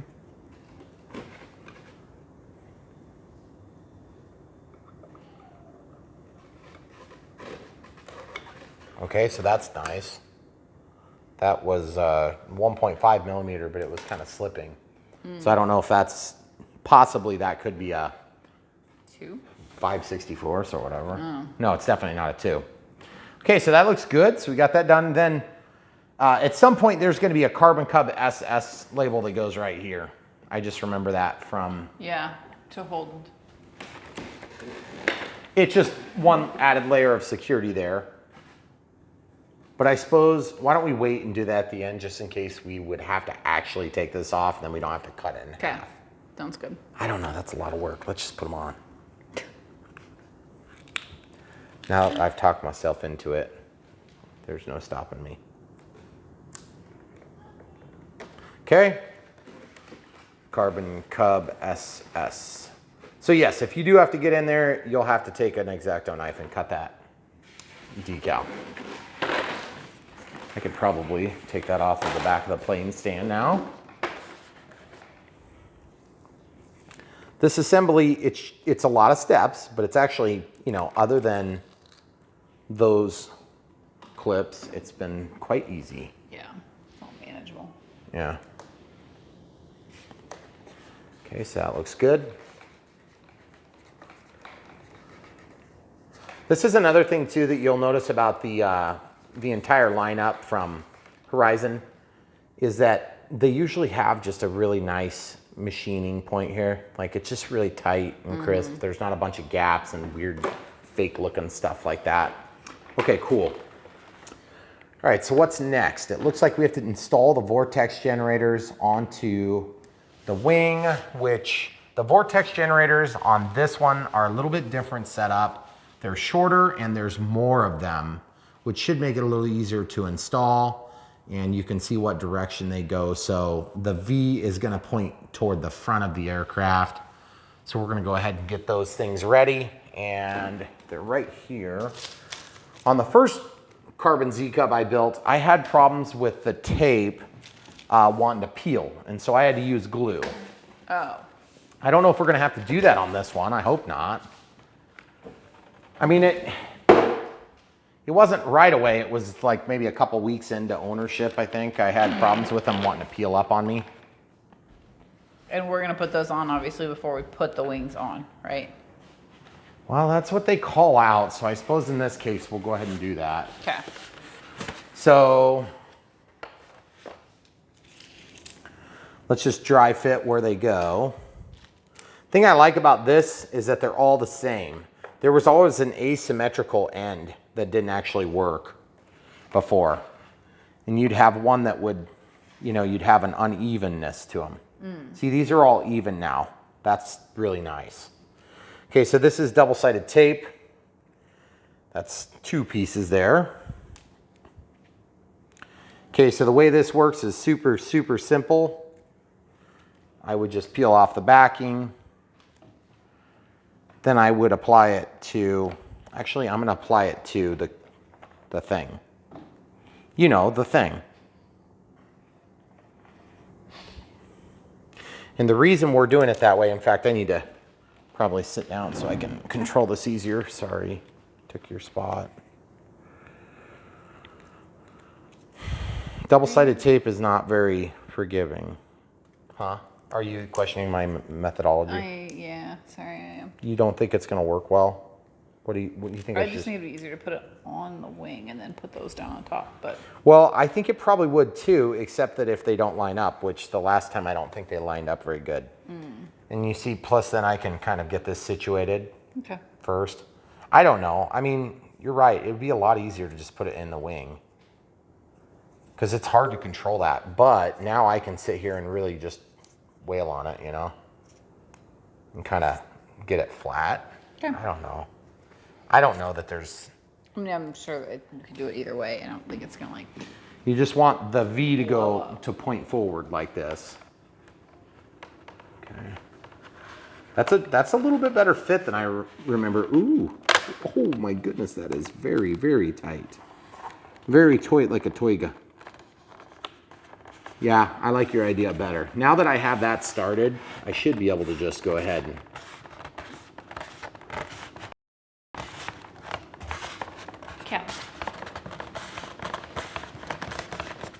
Are you assisting? Get down. All right, so now that I have that one positioned, see, we had to trim them weird last time too. You remember? I remember. Was it this one? It was a carbon Z cup, but it just wasn't this exact plane. No. The orange is a really good match though. Yeah, it is a really good match. Like, again, I don't remember that being a great match either. I remember this, they must have fixed a few of these issues when they re-released this thing. You know what I really long for right now? A carbon ZT28. Oh. We gotta have one of those soon. Okay, I'll get right on that. If you could, that'd be great. Because I think they have that one discontinued or something right now. Maybe. I don't know. Maybe it isn't discontinued. Pretty sure they're going to re-release it. I don't know. I don't know much of anything. I don't know. We really need some more planes. So yesterday the cat like got nuts. It was so weird. She was just freaking out, and it's not like she's in heat because that equipment has been extracted. And so I don't know if she still gets, does she still go in heat, you think? I don't know. Because my understanding was that the I don't think they hormonal do. thing, because we went and Bob Barkered them, Yeah. the girls at least. It's what the vet recommended. And I was like, well, that doesn't seem very fair. The dudes get to keep doing their thing, and We don't have to deal with the ramifications of the dudes doing their thing. yes, that's right. Because the first time that happened, it was great, and then we're like, oh Then we had crap. 11 cats and it wasn't Oh so crap. great. Yeah, it's like we're too young to be old cat women. All right, well that actually is an amazingly good match. My only thought is, why am I putting those on? What do you mean? Like why am I putting them on? Oh, why did they not come that way? Yeah. I mean, I guess No. I'm gonna probably care a little bit more Right. than the person, but like otherwise the vortex generators are molded into a lot of the new wings. Yeah. It does look way nicer than Yeah, on it the looks last really one. good. It's very clean. I'm happy about that, big time.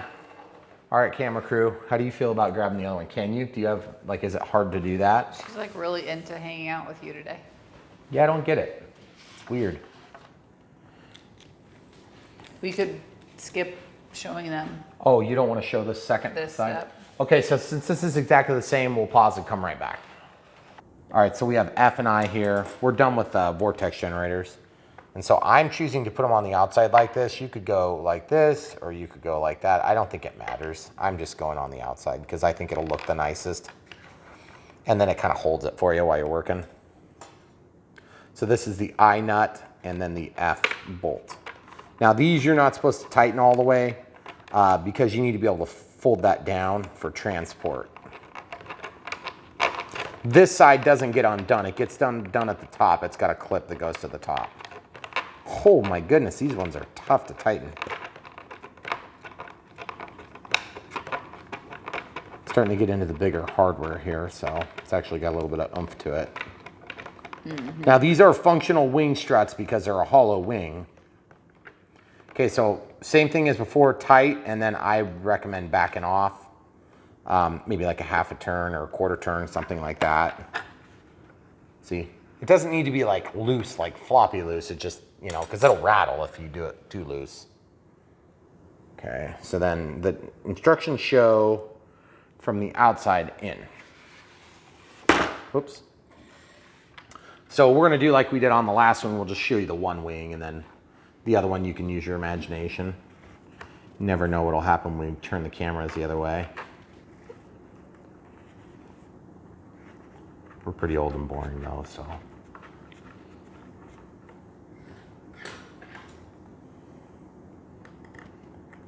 So we'll hang on to that nice and tight.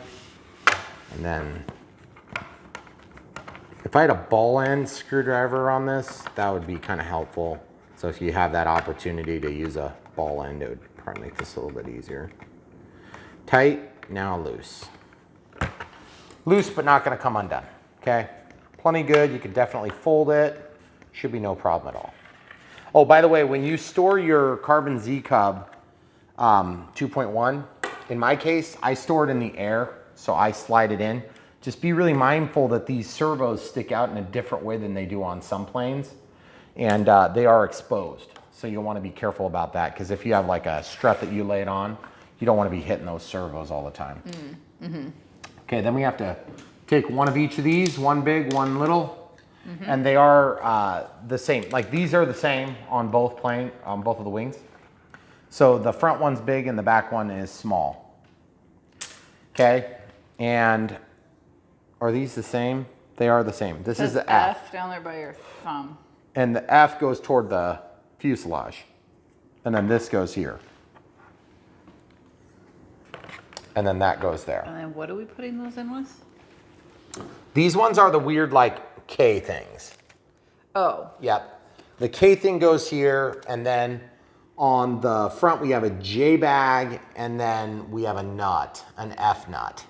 So these are F nuts, right? No, the I nuts, which I are the nut? same as these. It's part F in bag I. Oh, jeez, so annoying. Come on, Horizon, seriously. You're driving me nuts. Get it? Bag J, Okay. which would be those. Okay. So we need those for both the front and the back. So we need 4 of those. Okay, so it looks like we're down to getting down to extras now. Well, we got to do the other wing though. No, I understand, but I'm getting those okay. out Yep. so that we're ready to go for next step. Okay. Okay. So this has been working super nice, a lot easier than the way we did it the last time. Okay, so this is what bolt again? J. J. From the J J bag. And the I bag nut. And that's Just that's a 1.5. part F. That's a 2. If you're keeping score at home. That is a 2. Yeah, seriously, Horizon, your bags were almost labeled correctly on this too. So then this bag is the other bag that's labeled incorrectly because K was supposed to be our wheel things. Uh-oh. It's one of these. What See? do you mean? Look. Oh no. See how it's slipping? So in that case, I need to grab the standard set. Let's see if that works. But wait, we've used those before. Well, yeah, but that doesn't mean that this does look a lot like those. That works terrible. Okay, so these are standard. So we're gonna try 3/32, I think is what this is. We'll see if that works. It's probably too big. Yeah, way too big. That'd be close to your 2.5 millimeters. So 5/64 would be the next step down. And you can see what's going on there. It's also slipping, but it is turning still. Goodness gracious. Come on now. Unless we have the wrong tool here, which is always a possibility. In that case, grab me the metric one. We'll try the metric one instead. And let me guess, the one I need that's in question is probably silver. No, this one is actually in the 2 millimeter. It's black anodized. See? It too is the wrong size. Well, I mean, it's a 2 millimeter, but well, it's going. The black anodized must be just a little bit thicker. Well, and by the way, we tried all this stuff on the wheel keepers. Yeah. And for the record, even if this wasn't totally tight, it's not a big deal. But if you don't tighten it, they're gonna rattle. It's gonna be annoying because you're gonna have a bunch of them doing that. So I am gonna tighten it to where it's obnoxiously hard to lift this thing, the strut.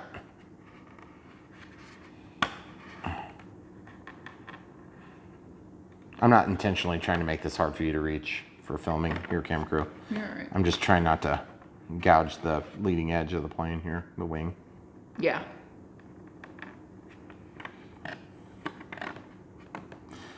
Okay, that's a little annoying.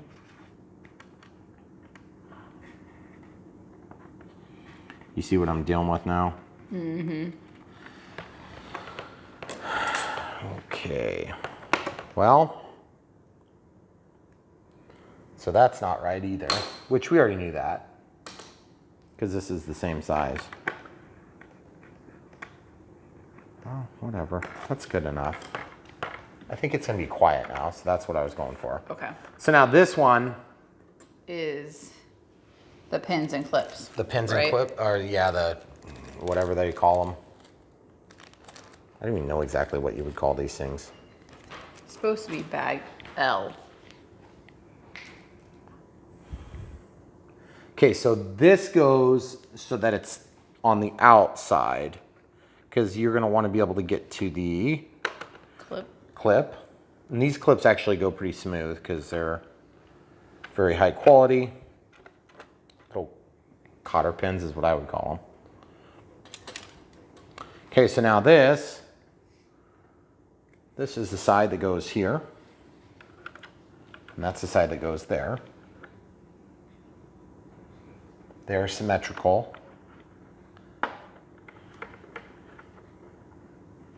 That doesn't seem right though. What have I done wrong? Why not? It doesn't seem like, well, I guess they do kind of go together. Yeah. Is there a left and a right on these? There might be. No. Yeah, this says B. So does that one, I think. They both say B? Yep. I thought they were Let's the same. check. Is B the same? B looks the same there, and it looks the same here. Yep, see this? That's what made me think there was maybe like an A, that angle. So hopefully that's not supposed to be the other way, but if it is, then whatever. We'll figure it out. Yeah, that doesn't seem like it's gonna line up very good. I think we're doing it right though. Yeah. Did they say what direction to slide? Yeah, from the outside in. Outside in. So this is J again. Okay. And then I for the nut. I know, and I'm nervous about this one because we already had a problem with it on the last one, and I'm certain they're going to be exactly the same problem. Right.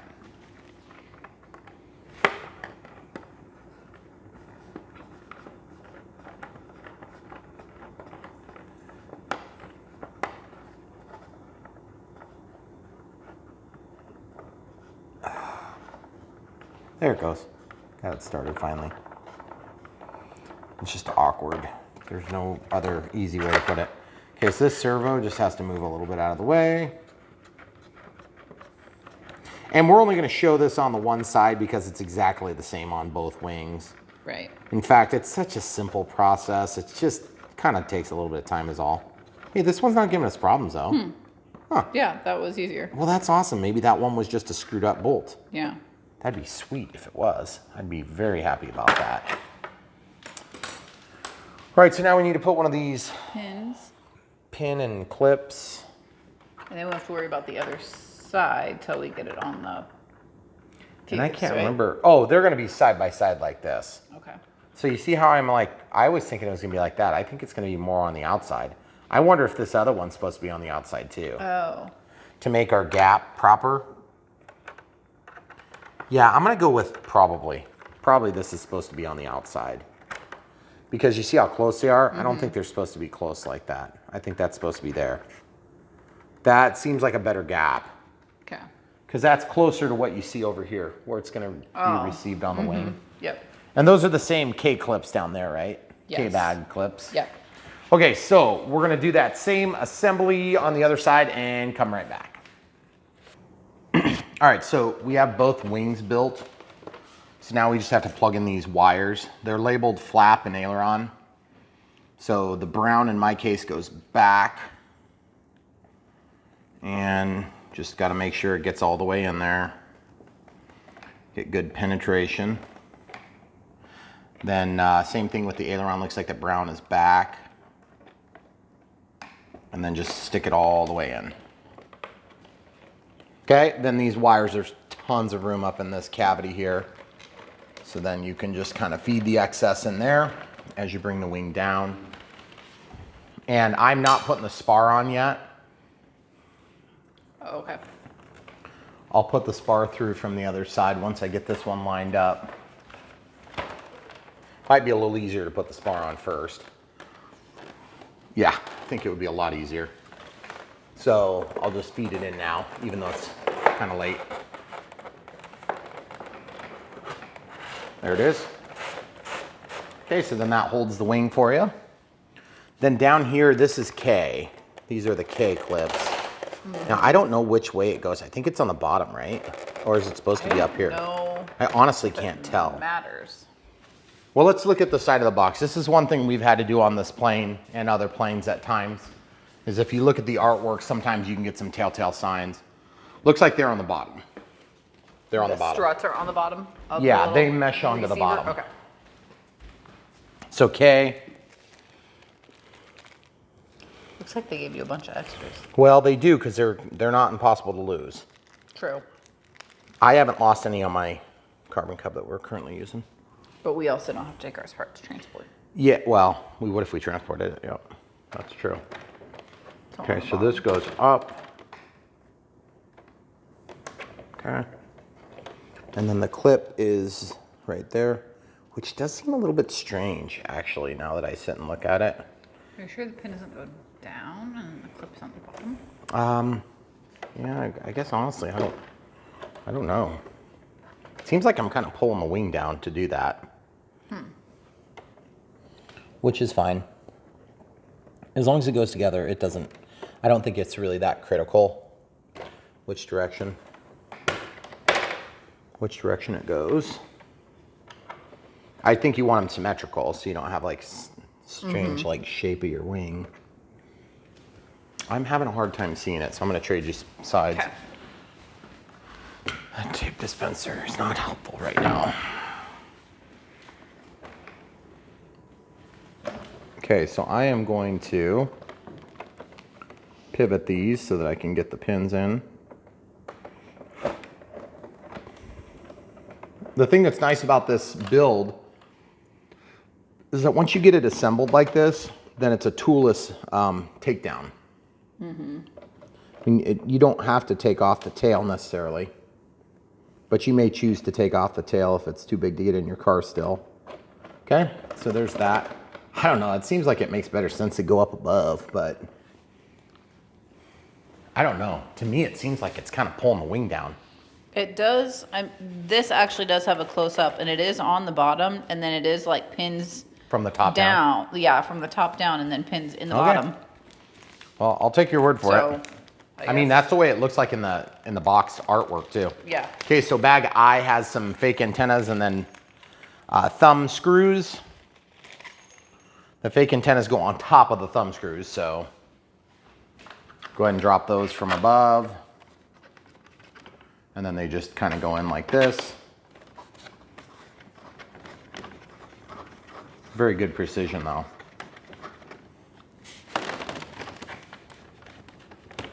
If you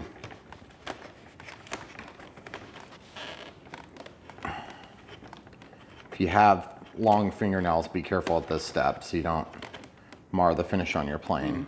I like them to go straight like that. Hence why I like never touch a foamy plane. Yeah, pretty much. Okay, so once this is tight, you want it to go vertical, like up and down, like straight forward and backward like this. Well, actually, it doesn't matter, does it? Huh. It doesn't matter. They just snap on the antenna, and they'll go in any direction. But those are carbon fiber, I believe, so you'll want to be careful. They will not be very fun if you get whacked in the eye with them. Yeah. Okay, so I need the other wing. So the other wing, same exact scenario. Pull the wires out. If you do it right, like I didn't the first time, as usual, then you can use the spar to help hold it while you plug in your wires. Okay, so the flap, the brown is forward now. So I'm just pressing, and it clicked that time. That's kind of cool. Then the aileron is the same thing. The brown is forward. I never heard a snap, but it was I definitely have good purchase there. And then these wires can just be slid kind of more or less up into that area there. The other day I made some remark about how hard it was to take apart this plane, and I had forgotten because we've never taken it apart. Right. So it's a pretty well designed takedown procedure, given that it's a big plane. I think the takedown procedure on the Draco is about tenfold easier. Yeah. But it's a lot more expensive plane. It's just different.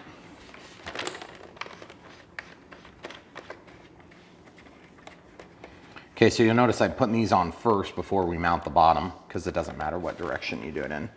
Kind of need you to put one hand here and hold.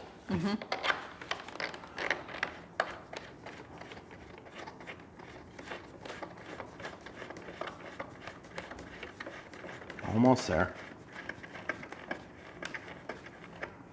All right, so we got a couple more turns, and I'm starting to see a depression around there, so same thing here. All right, very good. Now the antenna can go up on there, the decorative antenna. There we go. That looks good. All right, so now the bottom clips. We've got the K clips. They go from above. Now that everything is assembled, it does feel a lot better. Like I feel like it's lined up right now. And I do remember having that problem the first time too. Now that that happened, I remember them popping out real bad like that. So that makes me feel better. Because like I said, it's been a while since we did this. Even though we have a carbon Z-cup, we just never take the wings off.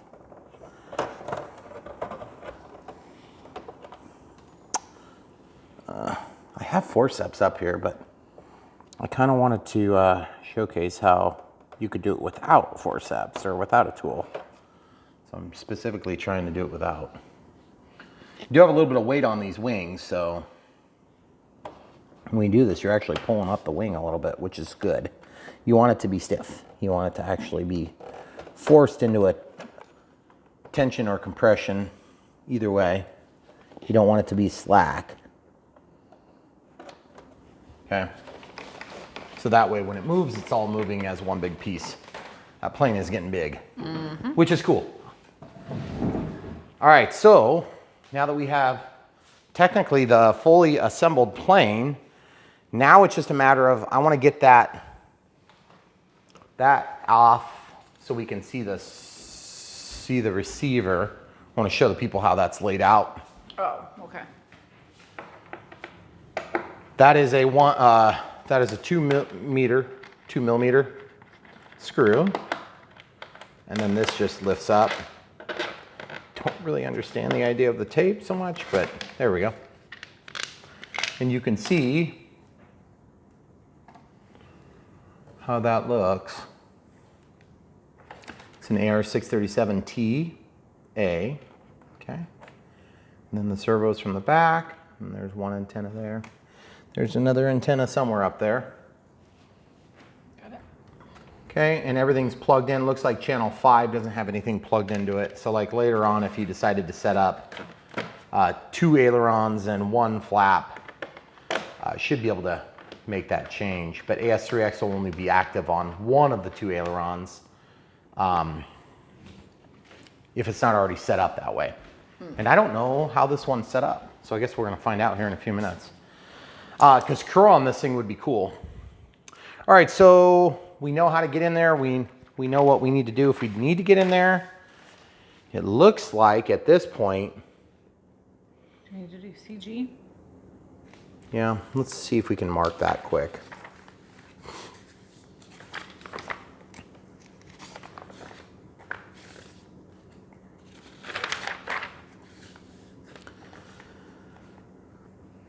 Where is it? 105 to 120.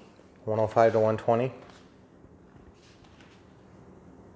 105 to 120, okay? From the wing root. And what color is it? We'll just use a black marker for this one. Could use red, but there's black and orange on this, so. Okay, so this plane, obviously we're gonna test the CG on the bottom. So 105 to 120.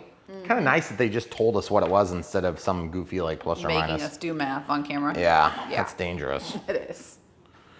Okay, so 105. Okay, 105. Got that sort of tightened down from the wing roots.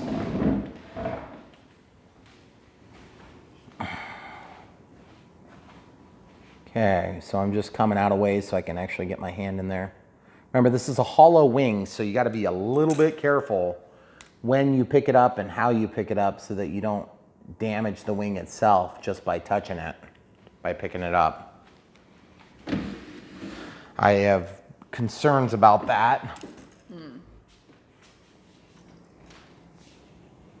That's a long ways back there. Okay. And then once I get that marked, then I just kind of follow in the hole with the tip of the marker. Then 120, you say? Mm-hmm. Okay, good enough. 120 it is. So 120.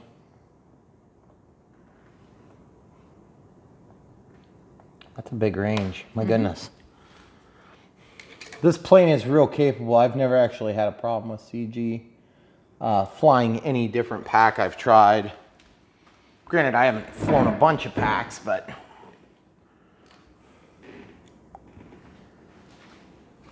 I like this plane a lot on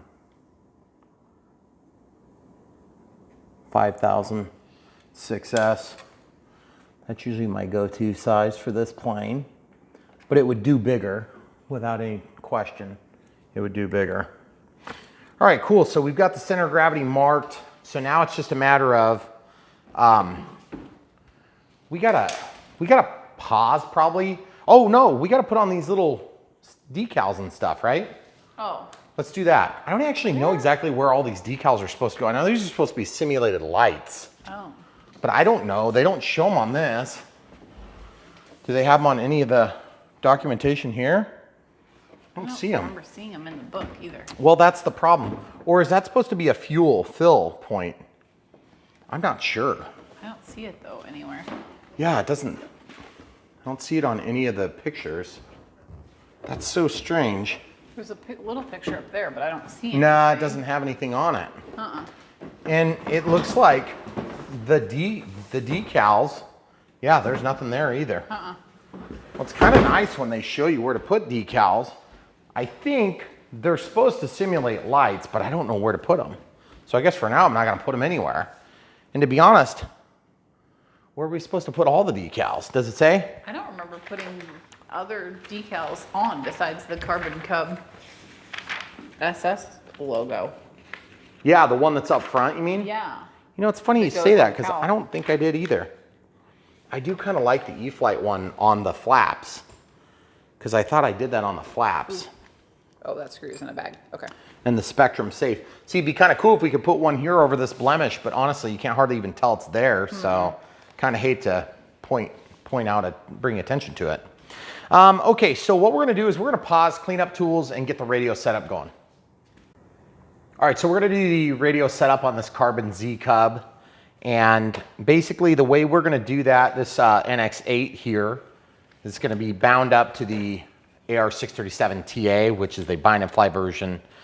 They're suggesting a 4-minute flight time with a suggested 4,000 milliamp hour recommended size. We are going to fly it with a 7,000 or a 5,000, okay? We have had really good luck with that. I mean, we're talking like 15, 20-minute flight times. It's kind of crazy, actually, on the Gen 2 packs. Not saying the Gen 1 packs wouldn't work, but that's just what we've been seeing. Okay, so first thing you're going to want to do is click, and actually what we'll do is I wanted to show you guys this too. We put the decals on off camera because our battery was dying. And I just wanted to warn you that these simulated lights, I think they look terrible. And you will not get those things off of here now. Once you put them on, they're there. Or you're gonna have to repaint. The other decals we just put on the control surfaces and they look fine. There was a big E-flite label and I just didn't think it looked good. So we pulled that off. But we wanted to warn you about this because that's where the lights would be on a Carbon Cub SS. So anyway, learn from our mistake, I guess if you want to call it that. We didn't think they looked very good. So, and they were pretty hard to get straight too. So without further ado, let's go ahead and jump into the setup. We did mark the CG, we haven't tested it yet. We'll worry about it when we get everything plugged in.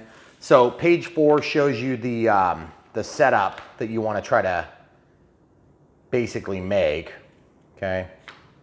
So I'm gonna click and scroll down from the function list all the way down to system setup, disconnect RF, and then scroll down to model select. This is where we're gonna point away because we have models that you can't see yet. Add new model. Okay, so we're gonna create the acro. Once that creates, then we're gonna name it, and I'm gonna show you one other thing too. Thanks to one of our subscribers and one of the comments, they suggested this to us. Okay, so model select, okay, model name. Haha, look, I updated the firmware the other day, and look what we have. We have the old style, which I preferred, far preferred actually. And you can still insert a character or take away a character. That takes away a character, and that inserts a character.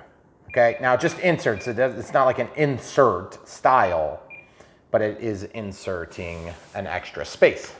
Okay, so this is Carbon Z Cub SS 2.1. So I'm gonna go ahead and type that in. So just highlight where you wanna work and then start typing. If you wanna get back to this model style where we're naming instead of the old, I'm gonna click out, I'll show you what to do. Scroll all the way down to System Settings, scroll to Next, and then go to Keyboard, type Legacy. Or you can do Rapid Board Spiral or Swift Board Spiral. I think it starts on Rapid Board Spiral. I want Legacy. Okay, then back, and we're gonna go into model name and come right back. Okay, so we're at Carbon Z Cub SS 2.1 meter, and I always denote the size. I would have liked to denote version 2 or version 3 or whatever you wanna call this, but I only have one more character. So my old one is in the DX18, so it should be easy to differentiate. Okay, so walking back out. And now we need to set up based on page 4 setup instructions, which are right here.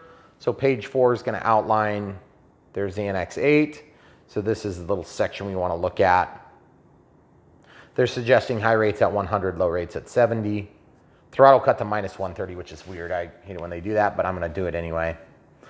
Okay, so aircraft type, you have to change the wing type to 1 flap, 1 aileron, right? Okay, and then the tail type's normal, and then we'll scroll over. They do have a picture of a Carbon Cub with the landing gear in this case. Then we'll walk out. Walk out, set the throttle cut to switch H in our case. They wanted it -130, which I guess I'll do that. Whoops, sorry, clear takes us to -100. Okay, and then I'm just looking, it is at -130. I don't like binding that way, it makes me nervous because then there's a gap between this and this. I don't want it to have a chance to start. So I usually do -100, but that's fine, whatever. They say -130 here, so that's what we're gonna do. Then dual rates and expo. We're gonna go in there, we'll set that up real quick. For ailerons, we'll click, set it to switch F. Whoops, see how I accidentally clicked? We'll set the lowest rate to 0, then we'll do 10, and then we'll do 20. And we'll drop the rates down to 90. And then we'll do the same thing for elevator. We'll do 5, then 10, then 20, and drop the rates down to 90. And then for rudder, we'll set that back to switch F, whoops.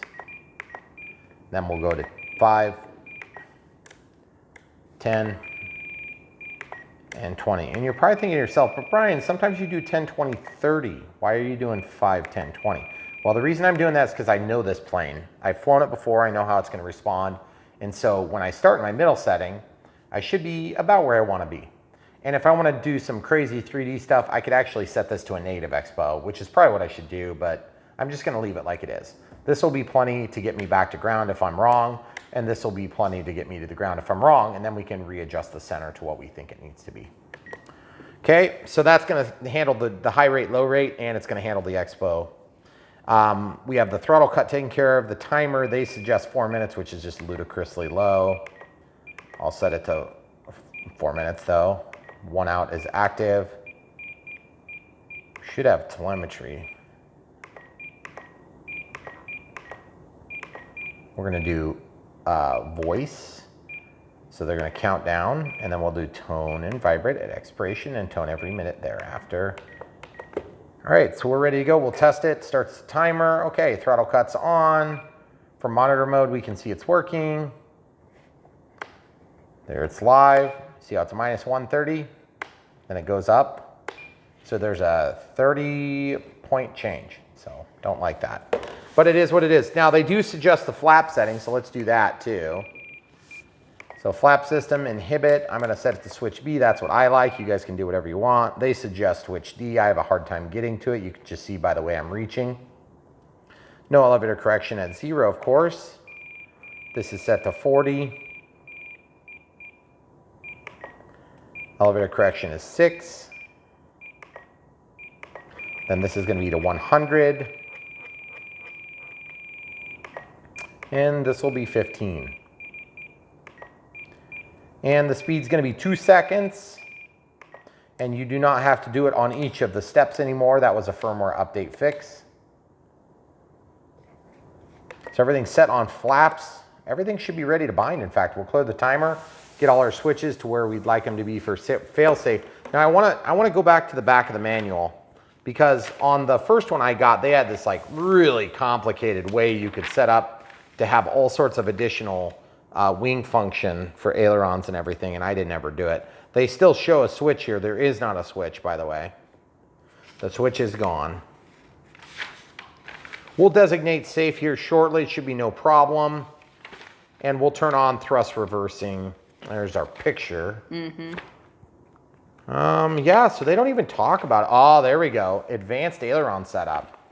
Okay, so this is the advanced mode if you decide to do it. If you want to just kind of like hover over this so they can, if you guys want to see what this is without looking up the manual, which by the way, if you ever need to look up a full manual, just click on the link in the description below, scroll down a little bit, and there should be a manual available right there on Horizon's website.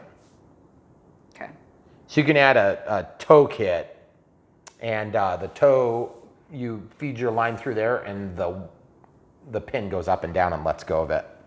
Okay, so there's the factory setup. So you'd be separating the ailerons. So it looks like the left flap servo and the aileron servos. So basically what happens is then the left and right flap act as though they are ailerons. And in the NX8, it looks like the mixing, oh, good lordy, Lord. It's a lot of mixing. Oh, man. You could avoid all this with forward programming now.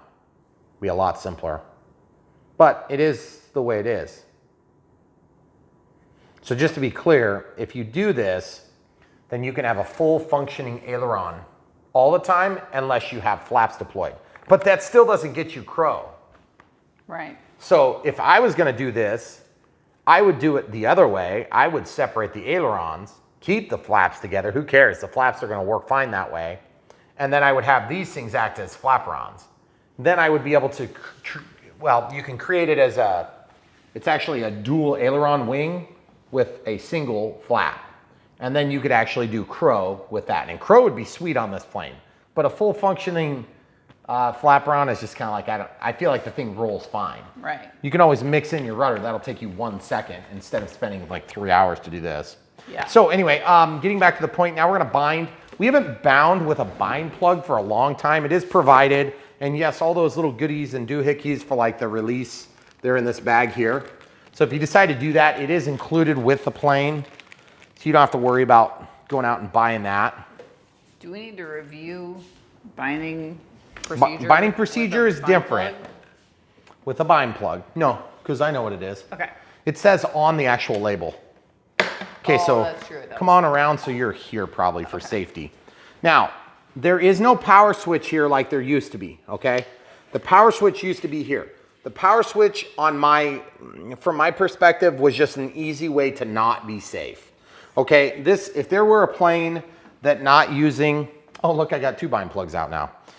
If there were a plane that made sense to not put the prop on during install, it'd be this one, because look where you are. Yeah. You're up in it, and there's not really a good way to avoid it. So what I'm gonna do is I'm gonna go ahead and stick this in.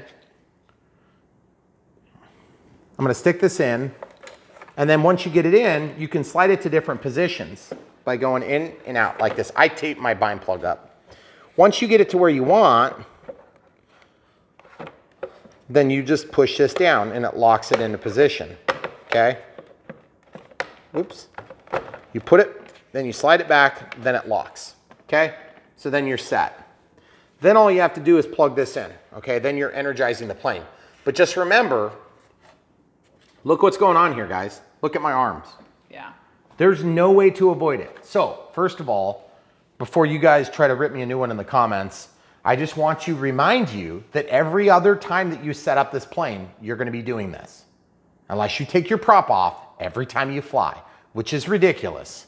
So, I don't wanna get cut and I don't want anybody to get cut. So, do what you feel is the safest maneuver. The recommended procedure is to keep the prop off for setup, okay? Throttle cuts on, sticks down, everything is ready to rock and roll. I am ready to bind. So I am now turning off my transmitter. This ESC should not even arm that motor, okay? So if it arms, what's gonna happen is it's gonna try to cut me, okay? Like that, it's gonna be bad. You know, if it was spinning. I've never had that happen the whole time I've been doing this. Hundreds and hundreds of planes, okay? There's a lot of people that have done hundreds and hundreds of planes and then had an accident. I've had accidents with small planes, okay? Totally my fault, not like this. They were just human error. This is different, okay? So what we need to do is we need to plug in the bind plug. It says right on here, it says, remove plug prior to initiating TX bind for safe select. Leave plug in while initiating TX bind for AS3X only. So for us, we're gonna plug this in. Okay, once it's plugged in, now that's similar to holding the button. Now we're not gonna do anything with this. We're gonna plug in our power, then we're gonna unplug this, then we're gonna go to the bind procedure. Okay. That's for safe select to be on. Then we have to designate a switch, which we'll do shortly. Okay, so let's plug this in. That wire is short. Plugged in, out of the way. Listening for weird things, which are not happening. So we're gonna unplug that. Camera crew, you safe? Mm-hmm. Now I am going to stand approximately 3 feet away while holding this. I have my body in a safe spot. I'm powering on the power. Binding. Bind failed again. Goodness, what is the deal? Gracious. That's so weird. We have had more bind failures at the beginning. Yeah. It doesn't matter because it's gonna work. It's just frustrating because it's just weird. Okay, pressing and holding the bind button and the power button, getting further away. DSMX, 22 milliseconds, telemetry. Now you can let go of the bind button. We're already unplugged. Bind complete. Now it's auto configuring. Auto config is where it does the initiation for the telemetry, and you'll see 2 dances. Cool. Okay, so evidently we were supposed to switch the direction of travel on the rudder, and we didn't do, or I mean on the flaps. So first things first, test throttle. Throttle cut is on and working. Now I'm gonna shut off throttle cut while being safe. It does not start. It does start when I move the stick, that's good. It's going the right direction, and throttle cut's on and now tested. Okay, good, let's come back around here where we're totally safe. Just grab our sack off the ground. There's gonna be lots of blowing happening soon. Elevator up, elevator down, roll left, or rudder left, rudder right, roll left, roll right, flaps on, they're backward. So click, go to servo setup, travel, sub trim reverse, flaps, okay. But that does not look right either. So I'm gonna flip that back. Whoa. There we go. So that is totally backward. What the heck is it doing now? Roll left, roll right. So that's roll left, roll right, elevator up. Okay, so you see how this elevator is pointed down? Watch what happens when I lift the plane. It's gonna get somewhat level because we're in safe right now. How do you know you're in safe, camera crew? Do you want me to demonstrate? Yes, a little bit upside down. Okay, I'm gonna lay these things out of the way. This is a huge plane, so it's a little bit harder to demonstrate, but I'll still do it. Okay, the battery is intact. You see it's trying to find level. Yep. Oh, there you go, okay? Take my word for it. So, we're gonna lay the plane down. Now let's make an assignment for safe select. That flap thing is weird though. Did they tell us to switch it? I don't think so. Maybe they said it somewhere else. It just says set flaps. Switch D. It doesn't say to reverse. No, it doesn't. Okay, so at any rate, The other thing too that could be happening, auxiliary 2. Huh. Well, it is what it is, but I need to flip it. So that's auxiliary 2 and flaps. See, now it's going the other way. What the heck? If you...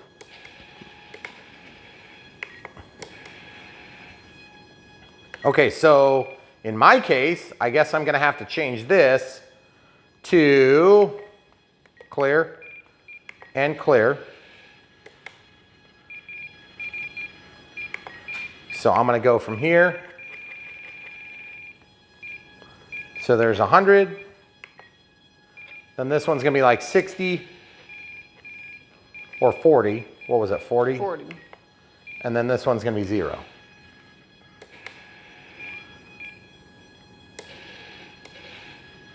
That doesn't seem like enough. Are we running out of room? No, we're not. I think it must be a typo. I'm gonna make some major barn doors here.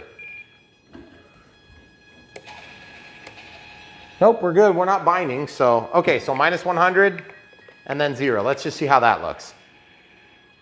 Takeoff flaps, landing flaps. Takeoff flaps is actually gonna be, I would say more like this. Okay, I can live with that. So there's takeoff flaps, there's landing flaps. It's a little bit steep. I might actually want to back that off. Our correction's gonna have to be a little bit bigger than that probably too. But whatever, I don't care as long as it works. That's what I'm after. So now we need to make an assignment for safe select. That's a pretty easy thing to do. I'm gonna de-associate auxiliary 2 from this switch, and I'm gonna put it onto the gear switch. We actually aren't using gear for anything, but we might be using it for thrust reverse. So I'm gonna put safe up here. Okay, so system setup, disconnect RF. And then I go to channel sign. Okay, gear is on A, that's fine. And then, but actually, you know what? Let's disassociate auxiliary 2 from B, and that would be like the default. So let's go ahead and set that to D, okay? Then gear, we'll leave on gear. That's channel 5, okay? Do you want to put the... We should be able to set channel 5, I think, for the speed control. If not, okay, so this is gonna be for safe select here. So we can go back over here. So now, sticks down and in. 1, 2, 3, 4, 5, 6, 7, 8, 9, 10, 11, 12, 13. See how I keep going? It doesn't matter. You can go more than 10. But really it's 1, 2, 3, 4, 5. That's what they mean. But I just say count each swipe. So now safe is off or on. Safe is off now. You can tell by this. More throw, less throw, okay? Yep. So then I'm gonna go back over to servo setup. I'm gonna go to travel, sub trim, reverse. And auxiliary 2 is what we're using to control it, so there you go. Oh wait, was that auxiliary 2? Mm-hmm. Yeah, it was auxiliary 2. And you're like, but Brian, don't you usually use this for thrust reverse? You know what? Maybe I should just put this safe and then put thrust reverse over here like I've been doing. I think you should put thrust reverse on G. On G like I've been doing? Whatever you do. Okay, yeah, that's whatever true. you do for safe. Good point. Okay, I take it back, guys. I'm gonna reassign my safe. Let's see if this works. Okay, so right now safe is assigned to this.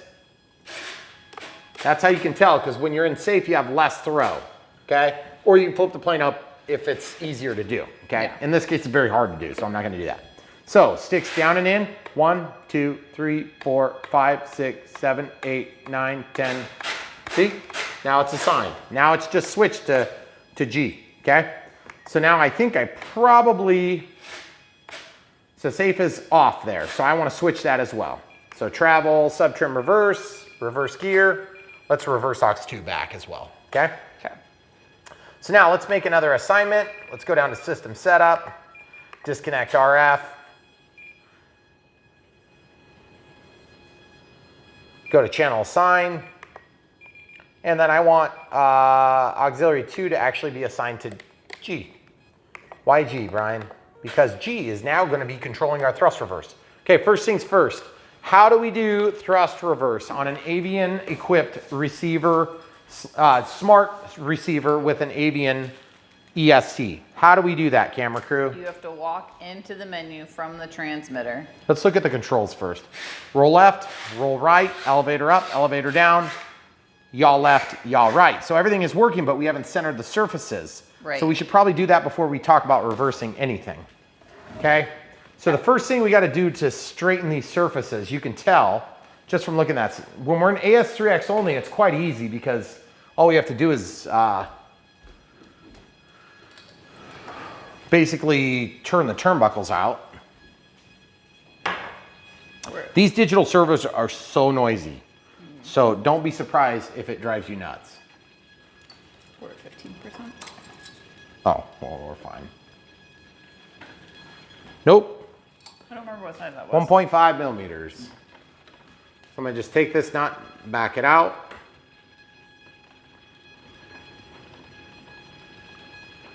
Okay, so now that that's backed out,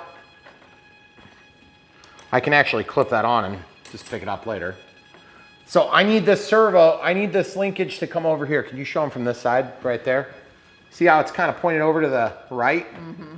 That needs to be over a couple turns. There's 1, 2, 3, let's try that.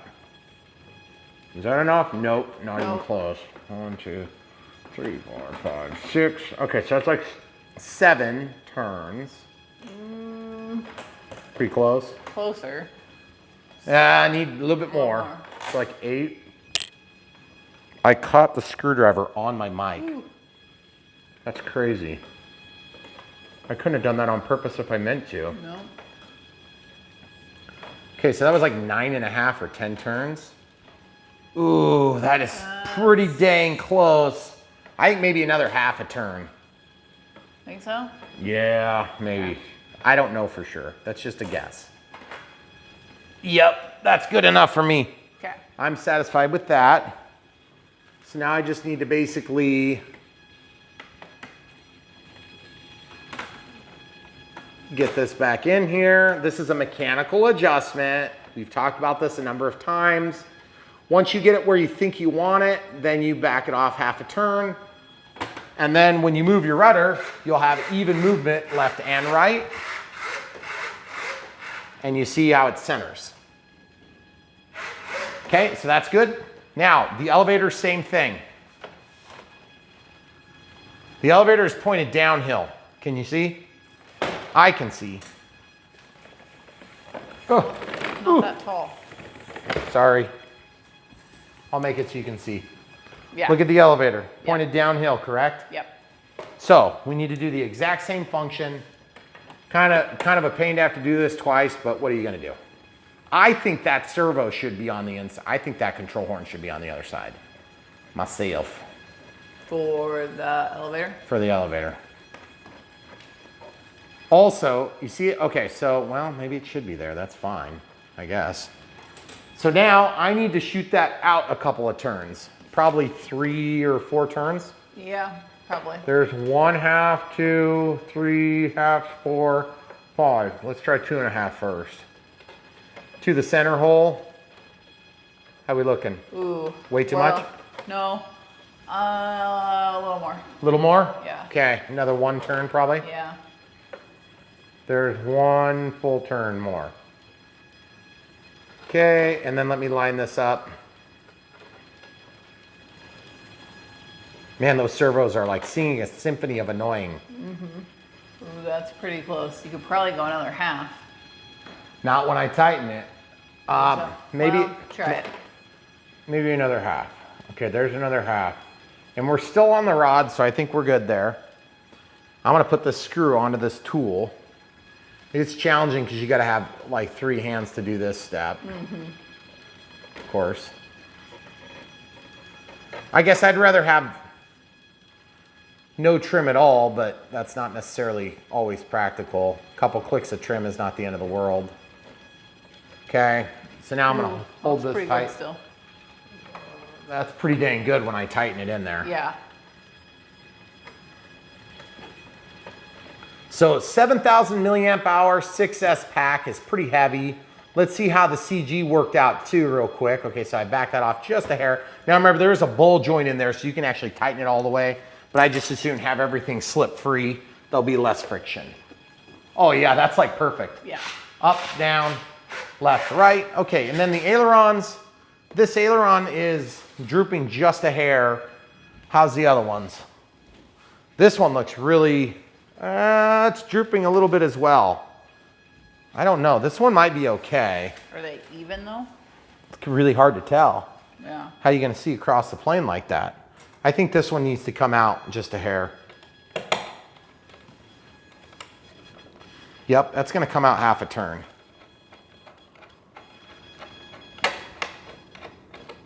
And I know some of you guys are thinking that's kind of getting into the weeds, Brian. It is, I agree. I think we're past Weeds? the weeds. Let's try one turn and see how it looks. Was it in this hole or the outside? Ooh. It was on the outside hole. Yeah.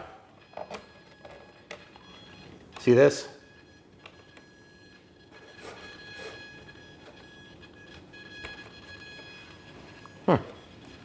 I think it needs another half. Let's try one first. That's better. That's perfect. It's perfect all the way across. If you don't do this step, you'll regret it. I'm just warning you. It's always easy when you got a brand new virgin plane that hasn't been crashed a bunch and screwed up yet. Just get it done while you can. These are really easy to adjust too, Yeah, compared to some planes that we've yeah, worked. for sure. Okay, so let's roll left, roll right, elevator up, elevator down, yaw left, yaw right, takeoff flaps, landing flaps, correction looks correct. That is a heck of a lot of deployment for flaps. Might actually be too much. It's hard to say too much on flaps, but Yeah. possible. Remember, this is a pretty big plane, so big flaps don't bother me.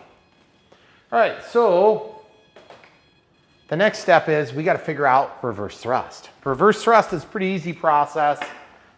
We have to go in and program the Avian ESC, and we have to tell it a channel to use to activate that reverse thrust function.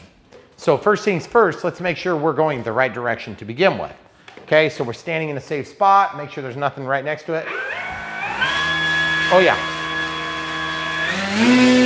That's 50% throttle, folks. This thing is super powerful. Okay, throttle's cleared. Now, in order to enter, let's come over here, camera crew. So I'm gonna click, or I'm not even gonna click, I'm just gonna scroll all the way over. It says low throttle, up elevator, left aileron, okay? It's not gonna work, okay? Because you have to do it within so many seconds of startup, okay? So the first thing I'm gonna do is I'm going to, now that we're bound, I'm also gonna do a power cycle on everything, okay? Power it down. I'm gonna power this down. It's always a good idea to power down your equipment and power it back up, get a fresh boot cycle on there. All right, everything's ready to rock and roll. See, I can't even scroll over yet. So this is where you just need to be careful as much as you can be. Let it initiate. As soon as you see it initiate, careful. If that goes, I don't want you to get hurt. Yep. Down and left. And then down and right. I want you to go around the other side. Thank you. Okay, so now we're in this setup menu. Sorry guys, you just gotta make sure we're safe. Over here, hon. So now you move up and down with your stick and change brake type to reverse. And then walk all the way through. There's a bunch of settings. That's where you can change it if your wiring doesn't work right. Although our color for color worked fine. Mm-hmm.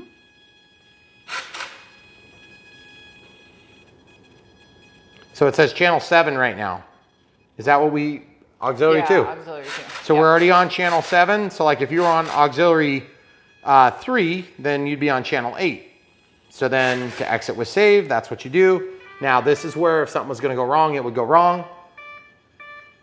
Listen for your normal startup. Okay, now test your throttle hold or throttle cut. Let's walk all the way over. clear. Whoops. Walk to monitor mode. Everything's working there. Throttle cuts off. It's blowing toward us, so that's forward. Now, there should be a change of state now. It'll be going the other way.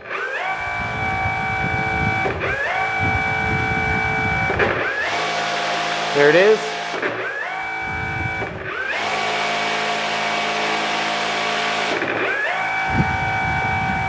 So that's forward, reverse, and reverse. Throttle cuts on and tested. Now, that's because we need to reverse that channel, okay? So I'm gonna talk to you about this a little bit. Servo setup, travel, sub trim, reverse, auxiliary 2, reverse, okay? So now, let's go back to monitor mode so we can see how and understand what's going on. So on monitor mode, we have throttle cut off, so be careful. Throttle is forward. We can tell because it's blowing air at us, but not so hard that it's gonna fly off the counter. I've got a hold of the plane. Then that goes to reverse, and that goes to reverse. See, it's plus 100, 0, and then minus 100, it goes to the normal forward mode. I don't know why that is. It's just the way that it was set up by the guys at the factory. So in that case, if you want to change the way that that works, I'm going to show you a mix. Throttle cuts on. This is not absolutely necessary, but it's something that you may want to consider. So come on over here. I want this to act like a 2-position switch, with this being forward, forward, and reverse. If you want that, here's how you do it. Scroll down to mixing, make a new mix, normal, tie it to the switch or the auxiliary, okay? So that's auxiliary 2. So this is where you go to auxiliary 2, and then this is going to control auxiliary 2, not throttle, okay? This is where you got to be a little bit careful. Auxiliary 2, okay, so we're good. Then you're going to make it active when this switch is in the middle, okay? Remember, when you're in the bottom, it's going forward. So you want it to mimic that minus 100 in the center section. So the only way to do that, because 0 is what you're currently at, 0 times 100 is 0. 100 minus 0, you know, it's all the same. So you have to do an offset. So there's offset 100, and then I don't know which direction you got to go. Okay, so it's that way. See how it's moving down on auxiliary 2? You want it to be minus 100.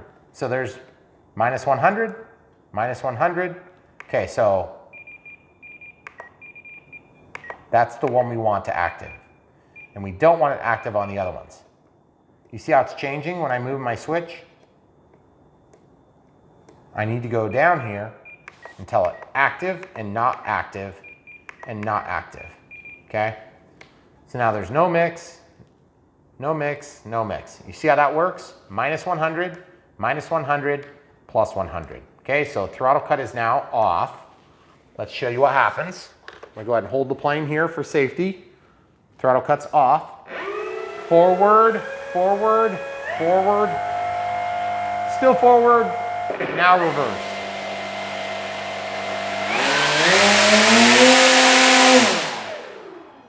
Okay, throttle cuts on. Keep in mind that reverse thrust control has nothing to do with the amplitude of your throttle position. So that's the way it should be for now.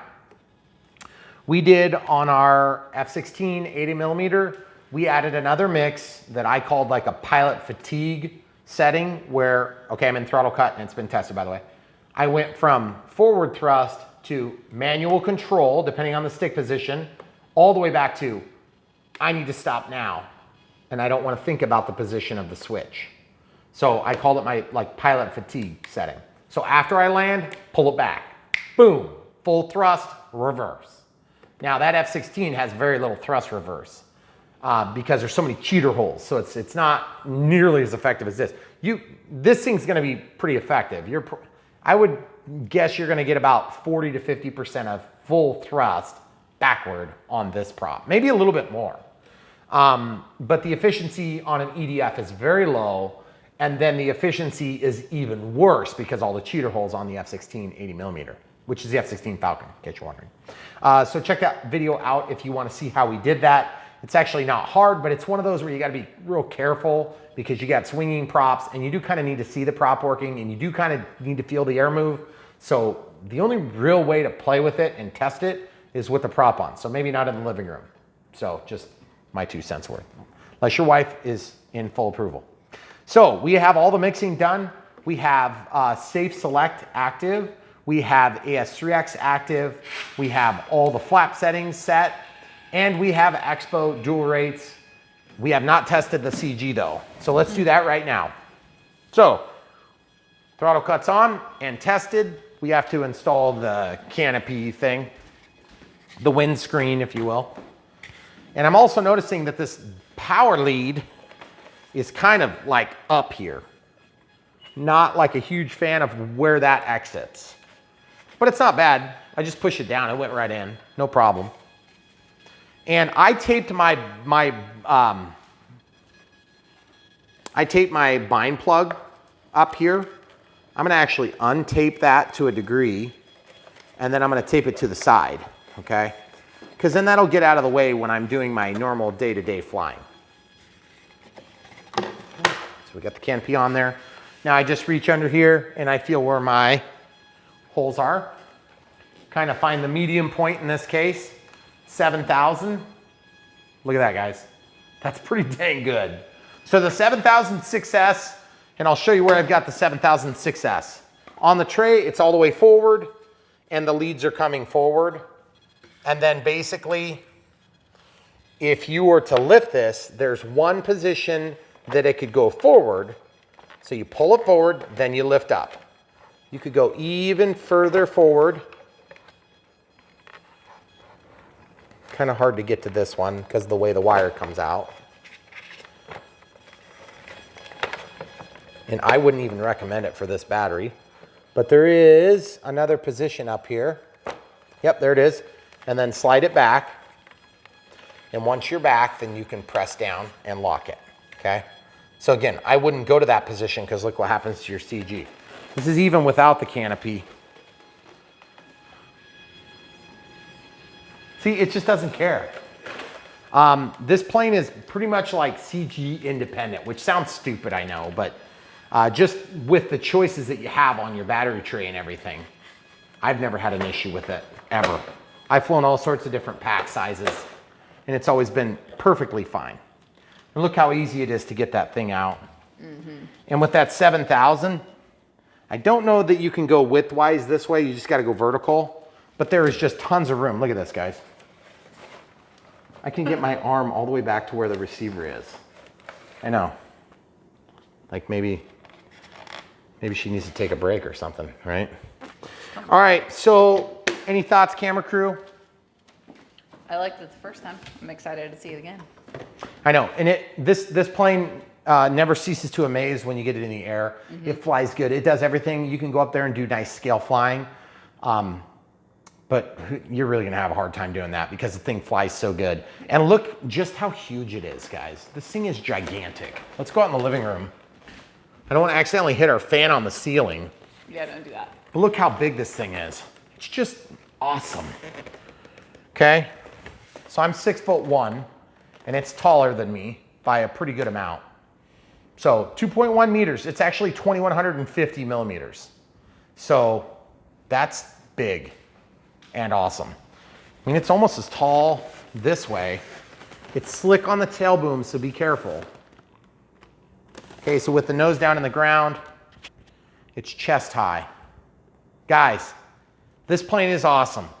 What can we ask in return for these amazing reviews? Buy from the links in the video description below. We'll link to this plane. We'll link to the 5,000, the 7,000. We'll probably go ahead and link to the 4,000 as well, but we probably won't even fly with the 4,000. In fact, we'll do the 5 and the 7 because don't get the 4, get the 5 and the 7. We'll also link to the NX. That way you guys don't have to pay us anything for any of this. You just buy this stuff and then they pay us a little bit of commission. So it's a sweet deal for everybody. And if you do want to support us, but you don't want to buy a plane and you enjoy watching these tediously long videos, then here's how you could do that. We started a Patreon page because people have been asking us for years. We finally did it. And yes, we do have some Patreons. Thank you guys. The Patreons are awesome. Your support is invaluable. It's not very much right now because there's only like 4 of you or 5 of you so far. But we're really excited for the prospect of that growing, and we really do appreciate it from the bottom of our hearts. We're also gonna start this next week. We're gonna start a PayPal if people wanna do one-time donations. And then of course, but we think the most equitable way to do it is to just buy the planes, buy the things that we're all here looking at, reviewing, enjoying together. And it's the best way you can support us, and we feel like it's the best deal for you guys. So beyond that, come back, watch the videos, like, subscribe, click the bell for notifications. We got videos coming out all the time, and we are reviewing a lot of planes these days. And no, they're not just Horizon, but we do really appreciate Horizon. We work with Horizon just like we work with the other companies. And if it weren't already obvious, Horizon does a great job. We were doing work on Horizon reviews before we were working with Horizon. So just to be clear, I am a Horizon fanboy. I was a fanboy before I was a fanboy, okay? So if that weren't already obvious, then you aren't watching my channel. That being said, yes, we have done more Horizon stuff than other stuff lately because they send us a lot of stuff to do. So that's great. And if XPR did, then we would do those. And if XJet did, then we would do those. And if Banggood did, we would do those. It's like we don't discriminate against other companies. We don't care. If Motion sent us stuff, we do Motion stuff. If Aero sent us stuff, we would do Aero stuff. So guys, we're not here to be brand specific, but I can tell you this. This plane is awesome. I've had it before, I've got it again. I can't wait to get this thing in the air and fly it with my kid. It's gonna be super cool. I hope he can handle it because it is quite a bit of jump from the Aero Scout and the Carbon Cub 1.3, but it's still gonna be really cool to see that. He's gonna be full safe, I think.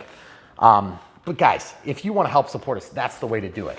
Just watch the videos, come back for more, click the like button. It's not hard. We know you want to. Come back for more. All right, so this is a little Easter egg for you guys on YouTube. We know you're always asking for the family videos, and we don't usually put our kids in the videos, but Andrew here is our oldest son, and he's gonna fly the Carbon Z Cub today. Now, this is my first Carbon Z Cub, not the new Carbon Z Cub, but just to prove to you that it's the old one, we have it on the DX-18. So we love this plane. Andrew and I already did a practice flight. Everything went super spectacular, no problems at all. So we're just gonna talk, and I'm gonna show you the way that I talk with him while he's flying. And then the camera crew is just gonna be kind of a fly on the wall, and you guys can watch along. We don't buddy box. Andrew knows how to fly. Yep. What planes have you flown? I have flown the Aero Scout, the large one and the small one. I've flown the Mini Apprentice and the Habbo. And your first plane? The Duet. The Duet. Not a very good plane. Yeah, we didn't like the Duet Has very he much. flown the Carbon Cub S2? Plus, Or I don't. Yes, I did. Yeah, he did. One time. The silver and Okay. yellow one. And I didn't like it. He not wasn't his crazy favorite. about it. Yeah. So, but this is a much more intense plane. Yep. We're on 6S 5000. Everything's tested out. We did a taxi test, and he has his lanyard that's not hooked up. That's the way we typically do it. And we always go over a safety briefing before about throttle cut. Big surprise. And then we talk about where the switches are because he's not used to the DX-18. It's a little bit bigger for his hands, but he does okay. A couple years ago, we were talking about trying to get him flying on the DX-18, and it just was too big for his hands. So when you guys are thinking about controllers for your kids, as you get them into the hobby, keep that in mind. Sometimes the Batman controller is a perfect starting point, which comes with some of the cheaper ready-to-fly planes from yesteryear. And it's very good because it's small. My son that's over our shoulder over here, he flies with the Batman controller on the simulator. And when I say fly, it's kind of like the relative things move term. around and crash lots. He knows how to restart really well. Yeah, he loves it. It's fun. So anyway, he's gonna really fly this plane. He's not flying, you're not flying in safe, right? Nope. Just AS3X? Unless I need it. Unless you need it. And the safe is a great way. Turn on safe. Let's practice a handoff. Yeah, Well, except you would have yeah, put I it would. safe on. Put safe on, get it a high enough spot so that we can do that. And if it's an emergency, then I take it from his hands. And it works pretty good. I have to do that with Esteban all the time. Hopefully he's watching. Okay, all right, Andrew, do you want to taxi back over there and then we'll take off toward the bull, and then let's give us a couple of steps for clearance here. I would do takeoff flaps, and I would go in the grass. The Carbon Z Cub does good in grass if you're wondering. So remember, don't get into the super rough stuff. So carry a little bit of speed as you go over the bumps. Yaw it in pretty hard. There you go. Full up elevator, full up elevator. There you go. Now get lined up in the soft stuff. All right, are you ready? Yep. All right, you should be fine. Go ahead and do like we've talked about. Get a little altitude. All right, now relax into your turn. And then go ahead and come out of your flaps when you're ready. Okay, good job. Now remember, you're gonna need to sacrifice when you shut those flaps off, you gotta go faster, okay? Even if you don't change your throttle. So now Andrew flies a little bit higher than I normally do when I'm flying. Remember, a little bit of rudder. Relax on your throttle inputs. Keep it smooth if you can. And you're gonna get into a blind spot there. So I think what we should do is we'll go over the top of the bowl. So fly in, go along the top of the power lines, and then we'll carry it over to the tree line and we'll go around in the bowl, okay? Okay. Hold your altitude, a little bit more throttle. Pull back on your stick. There you go. Get a little more altitude, more. There you go, more altitude. Okay, so now we're gonna just go around in the bowl. I'm gonna have you throw on your takeoff flaps. Pull back on the stick. Hold your altitude there. You can go up a little bit. So there's lots of constant instruction, which would drive people nuts that fly airplanes. But when you're learning, you need lots of correction. Yep. And Andrew's pretty good about listening. Most of the time he is able to respond almost right away. But remember, he's not flying in safe, he's flying in AS3X, so he has the stabilization, and the Cub is an extremely good flying plane. You need to pull back on your stick, you're losing altitude. There you go. Respect your altitude. Keep that area below you. Go out a little further. On your next go around, go out a little further, okay? It's a huge plane, you should be able to see it from a long ways away. And remember, keep it on the left side of the tree line from where you are, okay? Once you do a fairly sharp turn here and then get pointed back into the back, keep that nose down as you do it. Good job. Way to go. This plane's so forgiving that it's going to make you think you're a better pilot than you really are. And that's the cool part of it. Okay, I'm going to have you take off your landing or your takeoff flaps. Okay, so get a little extra speed. Let's do that same circuit, except go out over the road, do a wide turn, go all the way past into the cornfield area, and then come back. But I want you to go about 60% throttle and practice that. Get that nose down as you turn. Get a little extra coordination. There you go. Remember how I was showing you. Start with the rudder, and then you roll it and pull back on the elevator. Okay. A little extra throttle. There you go. Do the same thing. Yep, good job. So you started it with the rudder there. And so remember, you're always reacting to what the plane is doing. So pull back a little bit. There you go. Keep your altitude similar. Okay, so I want you to do a straight pass at almost full throttle once you're safe, okay? Okay. Down the rudder? No, I want you to do it up there. Get a little altitude. There you go, full throttle. Okay, now turn it around and bring it around at full throttle if you can. Not ready for that, huh? Manage your throttle and your elevator to keep your altitude the same. You're going uphill. Okay, now roll it around. Now on this pass, I want you to try to get your trajectory even and full throttle it, okay? Pull back on the stick a little bit. Okay, relax your throttle before you turn. Good job.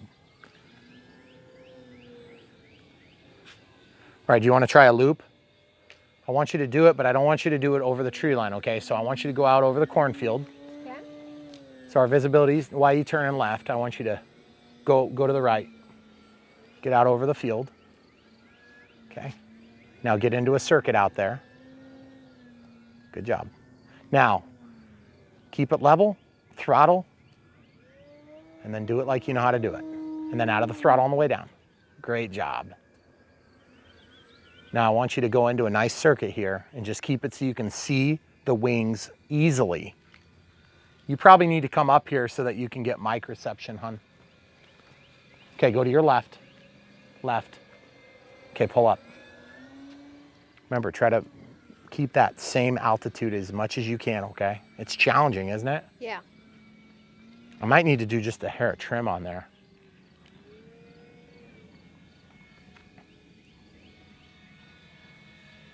Okay, so Andrew, what I think we should do now is we're doing good on time. You don't need to be nervous at all. But what I want you to do is I want you to go over the bowl after your end of your next circuit here and fly along the top of the tree line, turn around in the back, and then do a landing, okay? You know what I'm saying? Yeah. Yep, so you can take the power line approach if you want. Keep your altitude, keep your altitude. New pilots need more room. Okay, straighten out. Don't get in a spot where you're gonna be blocked by obstructions. Hey, flaps, take off flaps, relax, out of your throttle. Okay, turn. You're not landing. Okay. That was a good practice, but you didn't get the timing quite right, did you? No. So this time you'll have to go out a little bit further and you'll have to use up some more real estate, okay? Okay. Turn my flaps on a little earlier this time? Yeah, but don't lose altitude before you get where you're doing your maneuvering, okay? You need to get up a little higher. Turn to your left. Stay away from obstructions that are gonna block you. Hey, you need to go out over the field back there. Full landing flaps. Watch your throttle management. Make your turn. Okay. See, around. Too high. Remember, into your throttle before you're sacrificing your flaps, okay? Okay. You got a 2-second transition. You need to be on top of your throttle before you can do that. Okay? Next time, get into your throttle before you come out of your flaps, all right, bud? Okay. Go further. Go further. Just stay away from the house area. Thank you. Now just keep flying straight away from us. Way far away, like twice as far as you are now. Yaw. You went the wrong way. Okay, now, chop your throttle. You gotta use up all that altitude now. Okay, take off flaps. Okay, get into your base leg. That's where you're gonna turn here, sharp. Nose down as you go. Thank you. See, you're really close. Now you just gotta get out there the appropriate distance, okay? Okay. So this time you're gonna fly back there again, and the difference is you're gonna fly back and you're gonna go straight back over the tree line like I was telling you at the beginning. There you go. Now turn to the right and keep going. Keep going. You gotta go a long ways out there. No, don't turn. Keep going. Now, why are you going uphill? You gotta stop going uphill because you're gonna lose that altitude when you come back, right? Okay, so take off flaps. You're doing a good job. You just gotta make sure you're listening careful. Okay, just keep doing what you're doing. Ride the elevator a little bit harder, pull up. Okay, turn. Okay, full landing flaps, nose down. You got the landing, bud. Nice job. Little bit of a there. So, as you can see, when you're trying to teach a new pilot something, a lot of it comes down to it's hard to understand what you're trying to articulate at times. Also, for me, it's tough because I want to give like about twice as many instructions as I should, and he is doing a good job at his best to follow those instructions. But as a new pilot, sometimes it's hard to execute those instructions. So it's finding the balance between the teacher and the teachee, and also making sure that we have throttle cut on good, Yep. that you understand what each other are talking about. You have some landmarks that you can look at, see, easily observe, and then you start to learn to watch the periphery as you're flying. Because it's very important. The hardest part of flying a radio-controlled airplane is, as a new pilot, you're looking at the plane, but you need to look in front of the plane. So, isn't that right? Yeah. So, when he's coming over here, we get to a spot where there's a blind spot. And I'm like, hey, you need to go further out. You need to go further out. And he was having trouble doing that. And it wasn't because he's just trying to like be disobedient. It's just, you think you're going to be safer doing certain things when really you need to do other things. And so it's very important to help and train the next generation of pilots. So certain details really do matter. Like, you're going to have to give up the altitude that you just got there. So if you go up 100 feet, you got to lose it, right? So that means you got to go out another 200 feet. So it's just a lot of learning and a lot of things that have to come together. And Andrew and I have been flying together like this for just a few years. He's only been flying, I would say maybe 1% of the time I've been flying. And he's not a bad pilot. So it's pretty exciting to see him advance. Yeah. So good job.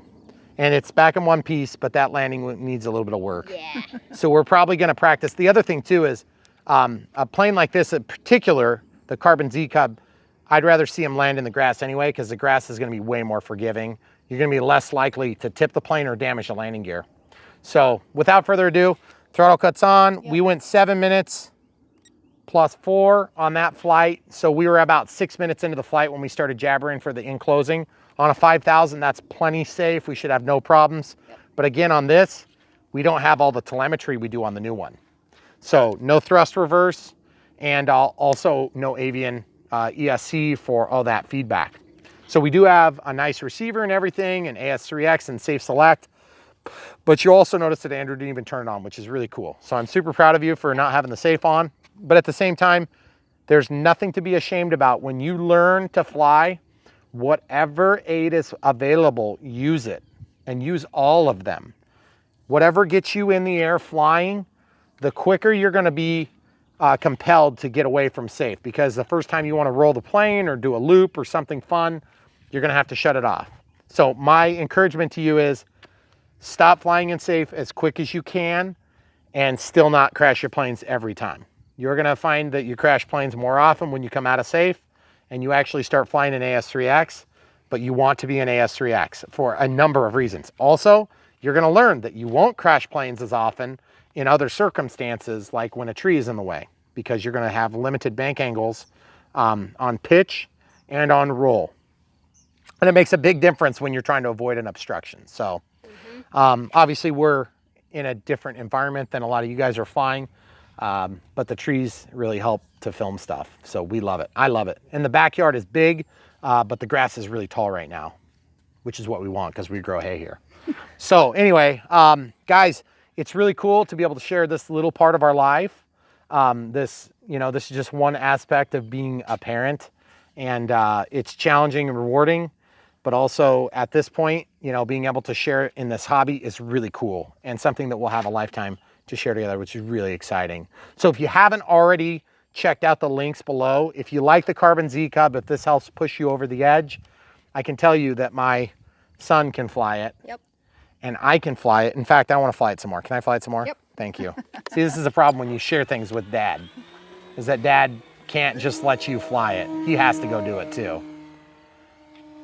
But if you're looking for something to start a kid out on, not the Carbon Z Cub. This is not it. The Aero Scout is a great option.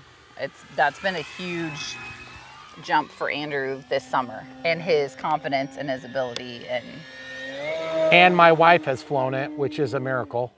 The Aero Scout, not this. Yes, not this. Although, to be honest with you, if you can fly the Aero Scout the way I fly the Aero Scout, you can fly the Carbon Z Cub, no problem. This plane flies relatively easy, but it's like I was explaining to Andrew off camera when we were practicing. You can get into positions that you don't want to be and you can't get out of if you're not skilled enough. And it's really, like I said, when you have a very powerful plane that flies great, you can do a lot of stuff and it'll make you think you're a better pilot than you really are. The good news is, I love flying it. I would highly encourage you to get one because you're gonna love it equally or more than I do. This is one of those planes that I was a little nervous when you got this one because it's one that you had wanted for so long. And I didn't want to be let down. Yeah, I didn't want you to be disappointed. And you were not. I was not. At all. I just love this plane. It's just so much fun. It's just everything you want, and then safe. Which, by the way, all these fun little tricks that you learn when you're flying radio controlled airplanes, they are so cool, but I still absolutely get a kick out of just seeing a slow flying plane right there. And being in control of it, it just makes it that much sweeter, guys. I'm telling you, you cannot demonstrate that on camera. You have to do it. You have to do it in real life, okay? And don't worry, you won't get cabin sickness from the radio control. Unless you're filming it. And then maybe you will. Then maybe you do.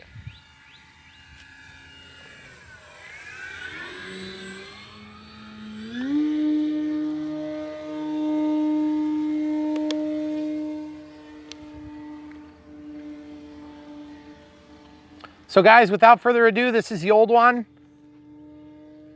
Not really a review of the old one, but the reason we did that was so that you could see my son fly. You're always asking to see the family kind of do stuff. And for those of you who might maybe have some questions about the validity of our flight performances, I don't know why you would ever. Everything you see on this channel is for real. That's why there's lots of crashes and mistakes. And by the way, we are, what, 43 seconds over the second 4-minute timer, which was at about 9 minutes, or what, was 7 plus 4. So it was already at 7 plus 4. Okay, so we should probably think about landing here. Let's do grass here. Whoa. So, you see that prop? That's the other way you can balance them. And it works just fine. A little bit of tape. That's what happens when you rub power lines while flying. For all Don't the do people that. Ask. You guys always ask, have you ever hit the power lines? Yes. Yes. Okay, now you know. Guys, good job, Andrew. Way to go. Come back for more. You know where to find it. Look in the links in the video description below. We've got stuff so you can buy your very own Carbon Z Cub. You can even probably find a DX if you want, but I wouldn't get a DX18 because they aren't available anymore. But there are some DX8 Gen 2, DX9 and the such. Again, I would not recommend doing that. I would get the NX8 at minimum. If you want the NX10, great. If you want the NX6, save 2 McDonald's meals and you can get the NX8. Please, I'm serious. I'm not trying to be a smart guy. Just save your money. You'll get the lanyard. You're gonna get 3 extra switches, or 2 switches and a knob, and you're gonna get an extra full channel, okay? You need those channels to do some of the things that we're doing with the new gear that's coming out right now. That's why I'm saying save 2 McDonald's meals, or maybe even 1, depending on if you have a family or not. But nowadays, what is it, like 10 bucks to eat at McDonald's anymore? It's crazy. So, you know, if you've got a family, it could be 1 meal or half a meal, and you're into the NX8. Get the NX8 at minimum. If you're flying and you have a ready to fly and you want to use the DXS to fly a plane like this, please do yourself a favor and just don't, okay?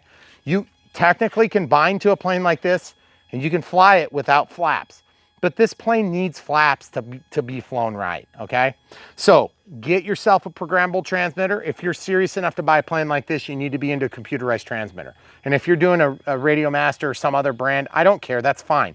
You're not gonna be able to ask me help on it because I don't know how to set it up. And you're not gonna be able to do forward programming on some of the new stuff. Now you will be able to have some telemetry feedback from what I understand, and you will be able to bind.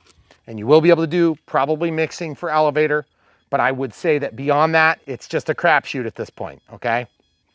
OpenTX will bind to DSMX, but I would not recommend it because I wanna help you guys to get the most out of these things. And we've done tons of crazy stuff on this. How many planes do I have in here? 80-some? I have 85 planes in here, okay? And then I have, what, like 46 in the other one? 46 in the other one. And then we have tons of ready-to-fly planes that were never in the DX18 or the NX6 or 8. The NX6 and 8 both use the same list of planes. Yep. So, guys, can't say enough good about it. Good job, Andrew. Yep. Camera crew, you're awesome. Thank you for filming all this stuff. Come back for more, folks.